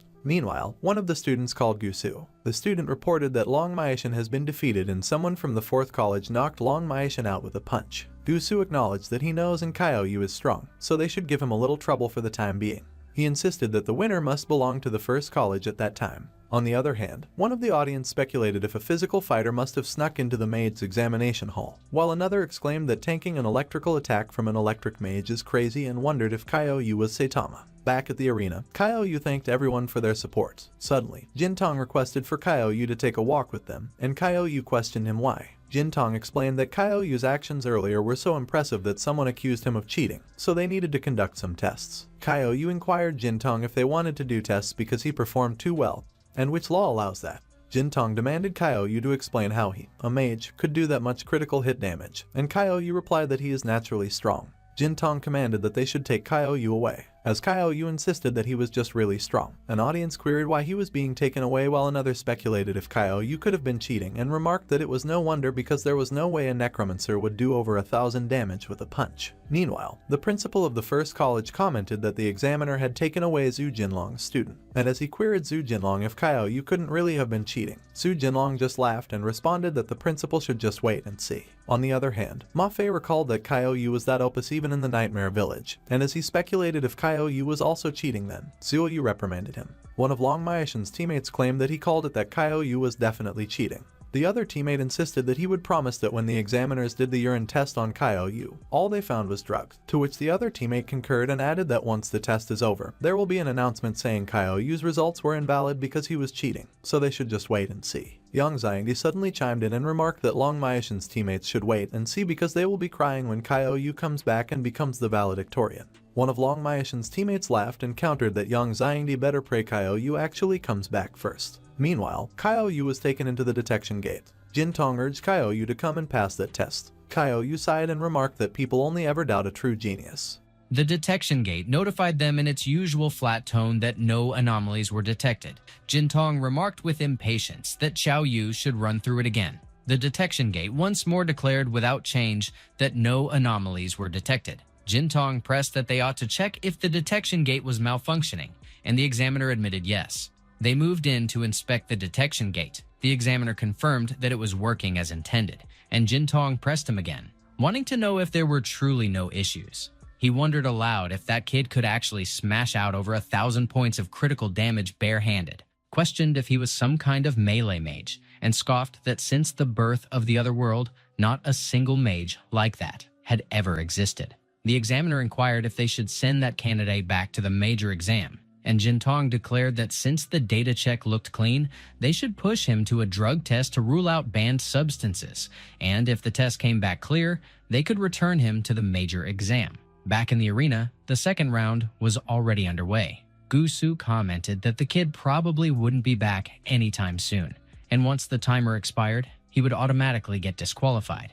Xiao Yu's opponent lingered in the arena. He frowned and muttered why the other hadn't shown yet. He turned to the examiner and pressed what would happen if his opponent didn't turn up, and the examiner responded that in such a case, he would be declared the loser and the win would fall to him. One of the crowd piped up, asking if it was true that the missing one was that necromancer. Another scoffed that he still hadn't returned and wondered if maybe he really had cheated, while yet another sneered that he had always known the kid was cheating, since no one could possibly deal over 1,000 points of critical damage. Meanwhile, Xiao Yu stood in the restroom. He eyed the examiner and asked why he was tagging along, and the examiner explained that by rule, he had to supervise the entire sampling process. Xiao Yu muttered that he was worried he might scare him. The examiner assured him stiffly that there was no need to worry because they had all been professionally trained. A short while later, they wrapped up the sampling process and stepped out of the stall. Xiao Yu muttered again that he told him not to follow because it would freak him out, so he shouldn't cry about it as he couldn't be blamed. But the examiner snapped that he should just get lost. Moments later, the examiner announced that Xiao Yu's drug test was clean. Jintong accepted it with a nod and directed that he be sent back to the major exam. He suddenly recognized that this was Qiao Anqing's son. He remarked that a mage with an attack power over 500 had guaranteed admission to Kyoto University, so it seemed this kid was going to bring them a string of surprises. On the other side, Yang Xiangdi pressed what they should do, and if he was right that Xiao Yu would be officially declared the loser if he didn't show soon. One of Long Miqian's teammates scoffed at the idea of a cheater turning up, and as another mocked if anyone could really buy that a mage could unleash over 1,000 damage in a single punch. A third muttered that he might have already been expelled from the exam. Zuo, you noted that the examiner said someone had reported him, and she pressed if it was them who had done it. The guy retorted that she could believe what she liked, but she couldn't just spout accusations, and he grilled her if she had any evidence that it was them who reported it, and what exactly she could do even if it was true. He asked sharply if he wasn't right that anyone would question such outrageous damage, and added that even the examiners thought he cheated. Otherwise, there'd be no reason to drag him off. Yang Xiangdi snapped that it was nonsense and insisted that Xiao Yu definitely didn't cheat, so he would be back soon. The guy sneered that they were all trapped in their own delusions, betting that the kid's results would be scrapped before long. Yang Xiangdi snarled that those bastards had to be the ones who reported him, and Ma Fei remarked that it really did look like they were scared of Xiao Yu stealing the top rank in the exam, but their plan was doomed to flop. He pointed out that even without Xiao Yu, the top spot wouldn't land in their laps, but in his instead, though Zuo Yu suddenly turned her attention toward Xiao Yu. Yang Xiangdi blurted that he was finally back. The examiner moved to declare that since Xiao Yu hadn't arrived, the match would be judged, but Xiao Yu cut in, telling him to hold on because he had arrived. The examiner shifted tone and announced that in that case, the battle had begun. Xiao Yu introduced himself as hailing from the 4th Academy and declared that he was a level 11 early-stage necromancer. A voice from the audience blurted that it was the Necromancer, and another exclaimed that he was really back, while a third questioned if he hadn't cheated and if he could truly smash out over 1,000 points of critical damage with one punch. Meanwhile, the guy clicked his tongue in irritation and muttered that he had actually returned. Back in the arena, Xiao Yu's opponent scoffed that he didn't even need to know his name, because since he had arrived, then he would simply concede. He proudly waved a small white flag overhead. He admitted bluntly that he had no interest in eating a punch worth over 1,000 damage, and Xiao Yu teased that he should at least let him land one punch and asked if a single blow was fine. The examiner declared that the 4th Academy's Xiao Yu had won the battle, and he was awarded 3 points. He stacked back-to-back victories and currently sat on 5 points. His teammates rushed toward him with excitement. Over in the 1st Academy rest area, one of Long Miqian's teammates muttered that the Necromancer was back, and another nervously asked what they should do. Gusu dismissed it coolly, remarking that reporting him had just been meant to irritate him, and since he wasn't cheating, naturally he would come back. But he warned them not to worry because he had plenty of ways to drag him down during the major exam so that no one would be able to steal the top spot from their 1st Academy. At the arena, the examiner announced in a sharp official tone that the battle had begun. But Xiao Yu's opponent waved him off and declared flatly that he quit. Xiao Yu pressed him, demanding why he quit again, throwing in a jab about whether he had any pride at all, and pointing out that he ought to be shouting about courage and bonds before charging in. The opponent scoffed and remarked that there was no such thing, that the only thing real was the sting and misery of getting beaten down. In the 4th round, his opponent once more admitted he quit. In the 8th round, the same opponent repeated with dull certainty that he quit. Xiao Yu stood there, disappointed and utterly speechless at the farce. One of Long Miqian's teammates observed with a mix of awe and resignation that the Necromancer had already strung together 8 straight wins and he looked set to stroll into the tournament with a flawless record. Gusu coolly remarked that she should pull some strings so that 2nd Academy's teacher Xiao Rong would end up matched with Xiao Yu in the 9th round. The guy pressed her, asking if she really intended to follow through with that plan. Gusu replied with a steady tone that this was the major exam, so it wasn't in her hands, and if she wanted to score well, she had no choice but to go all out. In the 9th round, Xiao Yu indeed stood across from teacher Xiao Rong of the 2nd Academy. Among the crowd, one of the audience blurted out if it was her, Another gushed that she looked stunning and he would do anything for her, while a third snapped back that all the suck-ups needed to back off. Back at the arena, the examiner reminded both sides that they should introduce themselves. Teacher Shorong introduced herself as a representative of the Second Academy and declared with calm pride that she was a level 11 early-stage ice mage. The principal of the First Academy leaned toward Xue Jinlong and pointed out with a sly jab that if this was his best student from the Fourth Academy, then he was finished against Teacher Shorong, but Xue Jinlong dismissed it and remarked that he really didn't understand Qiao Yu at all. Back at the arena, Qiao Yu introduced himself as coming from the Fourth Academy and announced that he was a level 11 early-stage Necromancer. Teacher Xiaorong wasted no time and instantly summoned her staff. Qiao Yu teased her, asking if she wasn't planning on giving up.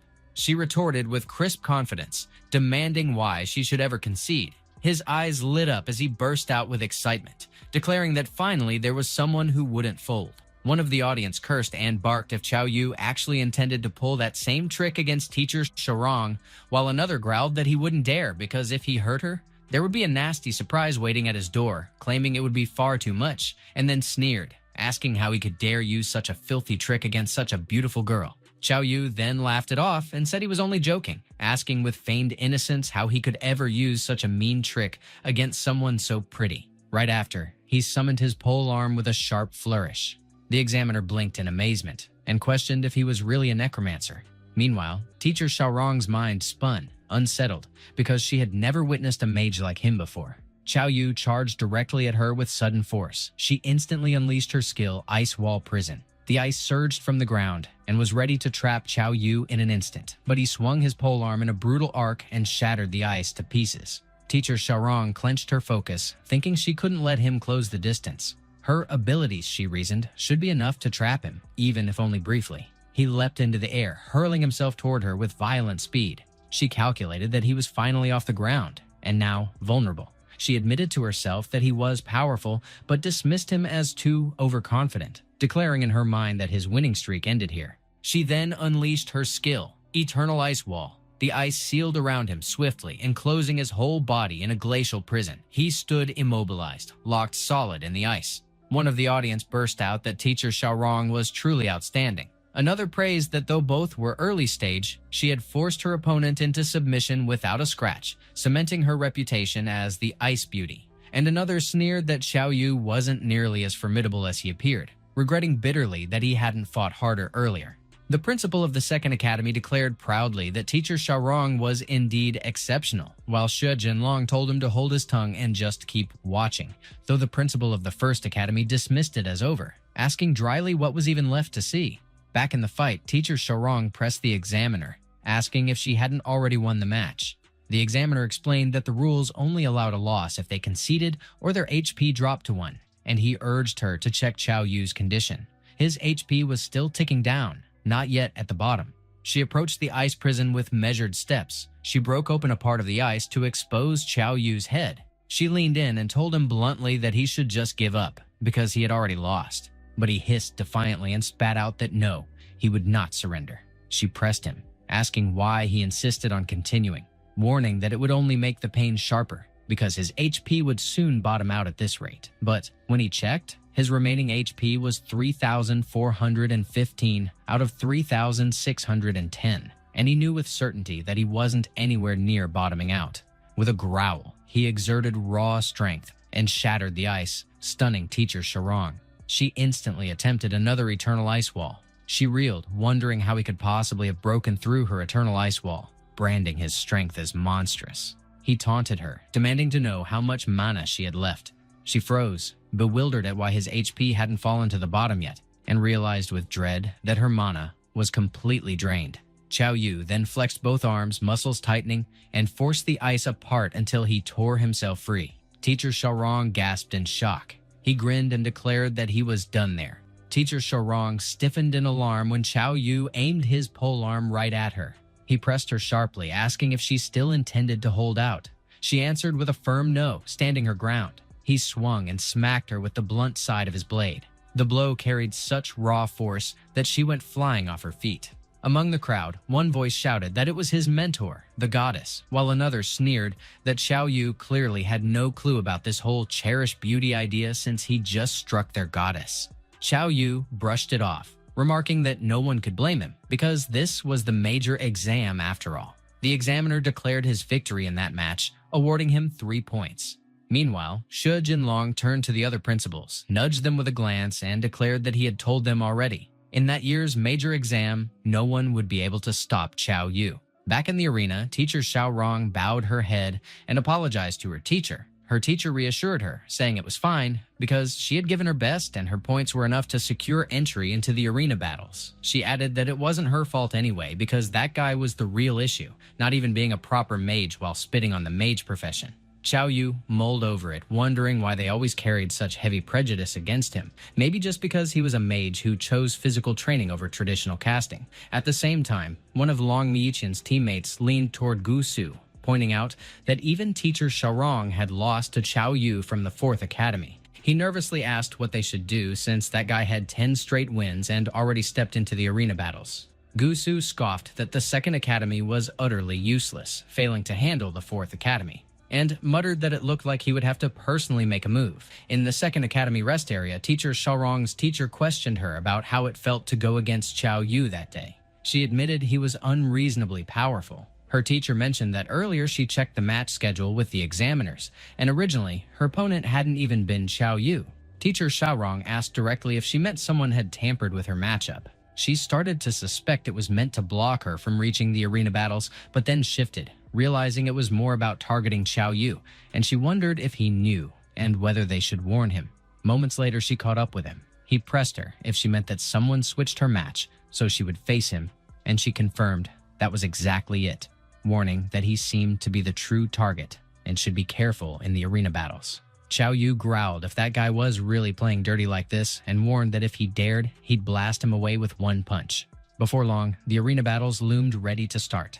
The qualifying students lined up on the platform at the center of the packed stadium. Jin Tong announced that the 10 rounds were finished, there was no need to explain the rules again, and the arena battles were officially open. In the audience, one person shouted that it was finally happening, and those were Sioux City's 10 strongest contenders. Another pointed out that whoever stayed in the arena until the end would be the true top scorer. Yet another favored the Necromancer's chances, while someone else snapped that he was nothing but a cheating dog. Xiao Yu strode down into the arena. He muttered to himself that the little schemer hiding in the shadows should hurry and come out since he was right there waiting to stop him. Someone in the crowd pointed out that the Necromancer was first up, while another gasped if he was really going to defend alone against 9.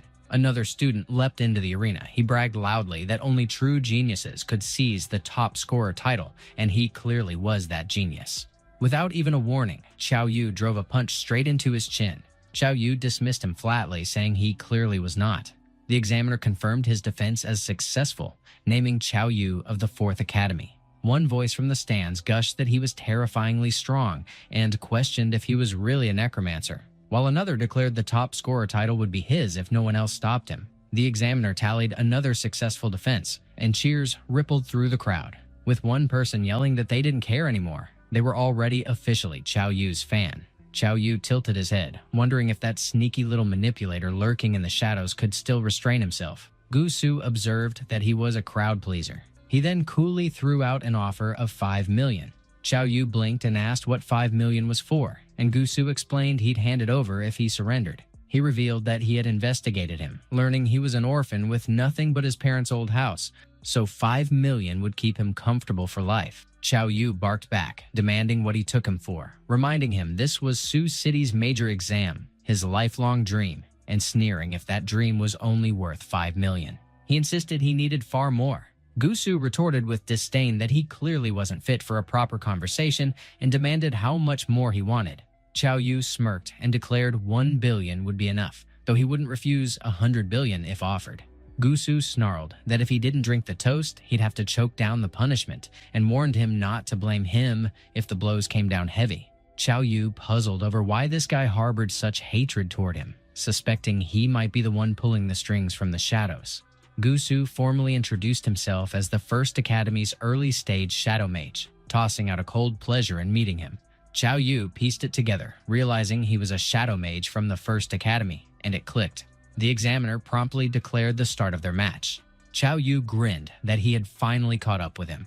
Gusu unleashed his shadow servant. Several shadow figures of him seeped out from the floor. He then commanded them to swarm Xiao Yu. From the stands, one onlooker exclaimed it was a shadow mage.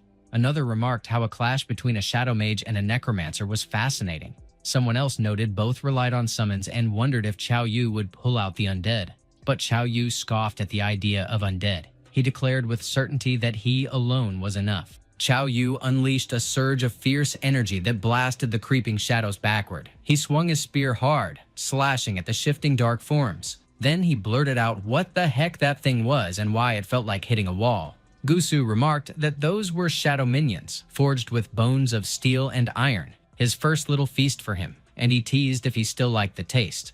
Xiao Yu lashed out again, his spear cutting wild arcs that sent shadows flying like scattered ink. He mocked if that was all, saying those minions of his, besides their copper and iron bodies, didn't seem that impressive. He wanted to test if that so-called trick of his really couldn't be broken. He struck one square on the shoulder and the impact rang out with a deafening clang. The shadow didn't even flinch. But Xiao Yu twisted his grip, redirected the swing, and sliced the creature's head clean off. He grunted that only 3 remained.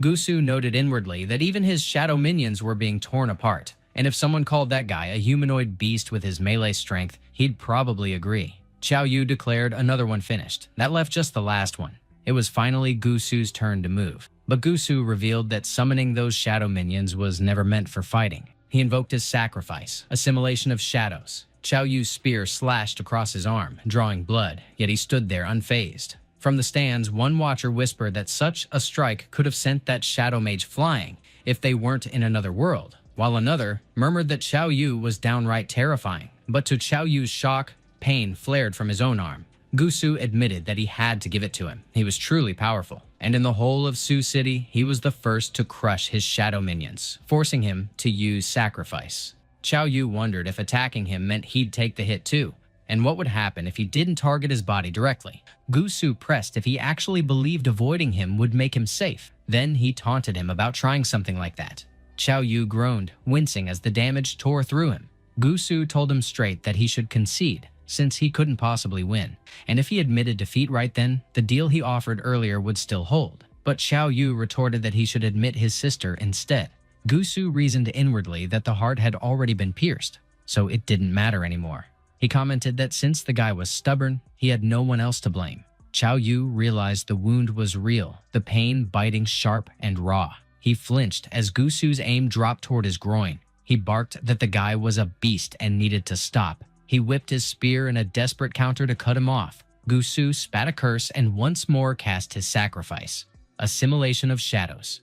Xiao Yu coughed up blood, reeling from the brutal backlash. He demanded to know what that was and muttered that maybe having too much power wasn't so great after all. He speculated about the limitations of that guy's skill, wondering if the black aura was the key. Then he declared that he'd already figured it out, that if his guess was right, that punch might kill him. And Gusu challenged if he really saw through his skill. He dared him that if he wasn't afraid to die, he should prove it. He was stunned when Xiao Yu's punch tore through the dark aura surrounding him. Xiao Yu mocked if he really thought he couldn't see his secret spell work. He said fine, it was time to confirm the guess, so if the guy had any guts, he shouldn't dodge and should use that rebound trick again. And Gusu barked that if he dodged even once, he'd call him Dad. Xiao Yu gathered his energy, his fist humming with violent force. Gusu instantly cast his Shadow Guard. He raised it to block Xiao Yu's strike. Xiao Yu jeered at why he'd defend if he was so sure he'd guessed wrong. But Gusu shot back to just answer if he dodged or not, and Xiao Yu told him to be man enough. The shadowy shield shattered under the impact, and Gusu staggered from the force of the blow. He realized that his Shadow Guard, tough enough to tank a full hit from a regular boss, couldn't handle that punch, and he wondered if Xiao Yu was actually scarier than any boss out there. Xiao Yu growled that it was time to finish this. Gusu unleashed his sacrifice, devouring shadows. He screamed as the dark aura flooded his body, racking him with agony. Xiao Yu's eyes widened at the sight. Gusu proclaimed that in that form, even a body cultivator of the same level couldn't match him, and he demanded to know what Xiao Yu would use to fight him now. Gusu declared that he must be the top scorer in Sioux City's major exam, so his end was near. But Xiao Yu ambushed him. He was sent flying, and he crashed on the floor. Xiao Yu noted that it was so tough, and since he merged with 4 shadow minions, he seemed to have acquired their traits. Gusu accused him of showing no honor in martial arts and of courting his own demise. Xiao Yu swung his fist as well. Their fists clashed against each other. The impact was so strong that an explosive energy surged out of it and destroyed the floor. Gusu then shifted his weight into one of his legs. He then kicked Xiao Yu, who managed to block it with his arm. Gusu then grabbed him by the ankle. But instead of being alarmed, he was pleased. He then swung his fist and hit Gusu on the face. He was smashed onto the floor and the debris was blown all over the place. One of the audience wondered if he was right that it should be the mage class arena, while another queried why 2 mages were grappling and whether it has become a trend for mages to engage in hand-to-hand combat. The audience was so noisy while 9,527 and 7,438 were quietly watching at the back. 9,527 insisted that it was Xiao Yu and definitely not Ma Fei. And 7,438 added that who he is doesn't matter. Both must join their Bai Zi. Back at the arena, Gusu marveled that it was incredible and pressed for what magic Xiao Yu used and how he was matching his strength. Xiao Yu challenged him if he was certain that it was a draw. Gusu reckoned that his devouring shadows was time-bound, so it would expire. He declared that Xiao Yu has left him with no choice. He then used his sacrifice, devouring shadows. The principal of the first academy objected that it was ridiculous and demanded Gusu halt at once. But Gusu insisted that he cannot, because only he could be the major exam's top scorer, and he needs to prove that he is as strong as his brother. Longxiang observed that his brother's achievement as last year's top mage seems to have put a lot of pressure on him. Xiao Yu admitted that indeed that was the case, and if he is proclaiming there is something so precious that it is worth everything for, then he should charge at him. Gusu warned that his end was near, but instead of being threatened, Xiao Yu was excited. He then threw a punch back at Gusu. The two of them exchanged explosive blows. One of the examiners pressed Jin Tong if he would allow their battle to continue, and he replied that it would just be a moment longer because it seems inevitable that those two will clash. On the other hand, Hua Xiai urged that they should seize them, take them both, and get ready to act. Back at the fight, Gusu demanded why he wasn't defeated yet, and Xiao Yu noted that he was wondering the same and he was more resilient than any boss he had encountered. Gusu was pouring his best to defeat him, but Xiao Yu was just having fun. Suddenly, the dark aura protecting Gusu's face cracked when Xiao Yu punched him. He wondered if he was defeated. Jin Tong declared that it appears Xiao Yu has a slight edge, so he ought to be the top mage, and the examiner confirmed that Xiao Yu was victorious in that duel. But Jin Tong suddenly called him a reckless fool and demanded if he was seeking his own doom. Xiao Yu was puzzled, so he turned to look at him. He pressed what was going on, but then he heard a loud thud, and everything turned black. In an instant, they were transported into a truck. Xiao Yu and the other candidates were inside. He wondered what just happened. He recognized Gusu and teacher Xiaorong, and he wondered if they had been captured too. He wondered if it was a deliberate abduction of skilled candidates. Suddenly, Hua Xiai probed him if he had come to his senses, and admitted that she regretted having brought him there like that. He queried her if it was her idea of an invitation. She reassured that he should fear not because she meant him no harm and their skills are what brought them there, so they should allow her to introduce herself. She introduced herself as the head of Baizi in Sioux City. Ma Fei inquired about Baizi, while Yang Xiangdi queried if it was some kind of group. Meanwhile, Xiao Yu was thinking that they had the audacity to abduct candidates during the major exam, so it was such a brazen organization. Teacher Xiaorong demanded they state their intentions and whether they were prepared for the repercussions of abducting candidates, and she insisted that they should release them immediately. Hua Xiai soothed that they should be rest assured that they will be freed once they have arrived, and there is no risk if they remain calm. However, if anyone attempts to flee, she warned she will have no choice but to mournfully send them to their demise.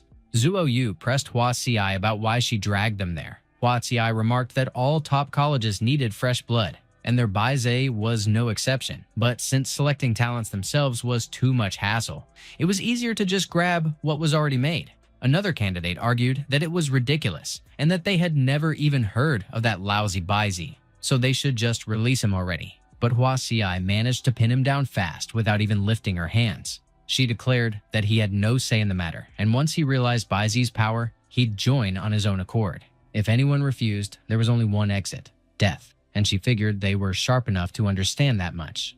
They shouldn't even consider escaping into the inner world because those handcuffs were custom built for them. She slammed the door on her way out.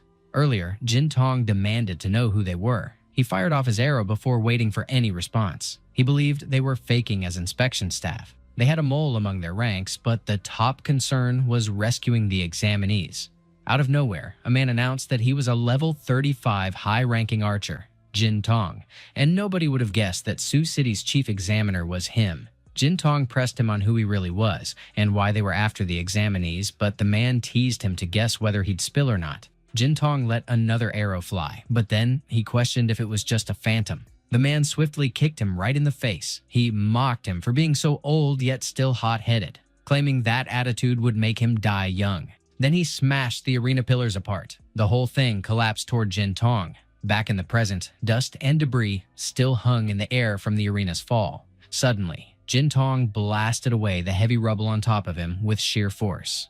One staff member rushed over and checked if he was fine, and he confirmed he was, before demanding to know where those villains went. Another staffer reported that 10 examinees had been kidnapped, and they couldn't stop them in time. Jin Tong barked out a question about which 10, and the staff replied that it was Chao Yu, Gu Su, and teacher Xiaorong among them. Jin Tong cursed under his breath. Then Shui Jinlong stepped in and pointed out that since the ones taken were all geniuses, they weren't in immediate danger, meaning there was still a shot to save them. Such efficient, goal-driven actions weren't the work of any ordinary group, and no one else would dare target top exam candidates. Then another staffer came up to Jin Tong with grim news.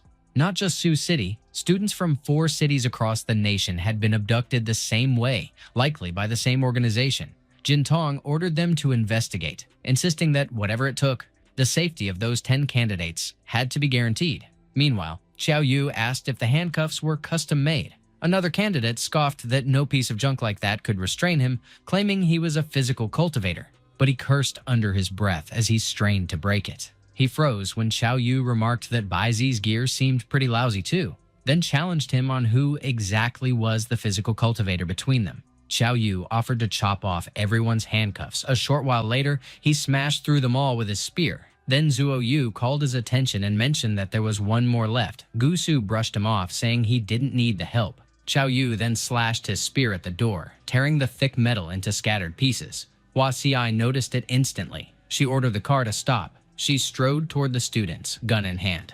Chao Yu greeted her casually, pointing out that they met again. She remarked that even a level 20 physical cultivator couldn't have broken those cuffs and pressed him on how he managed it. He teased that she'd lose sleep over it if he didn't tell her. Then he bid her farewell. She opened fire, but they had already vanished. 7,438 reported that they had entered the inner world, and she mused that by the time they came out, Sai City's people would have already shown up. She confirmed that it was Chao Yu and noted that she'd be remembering him.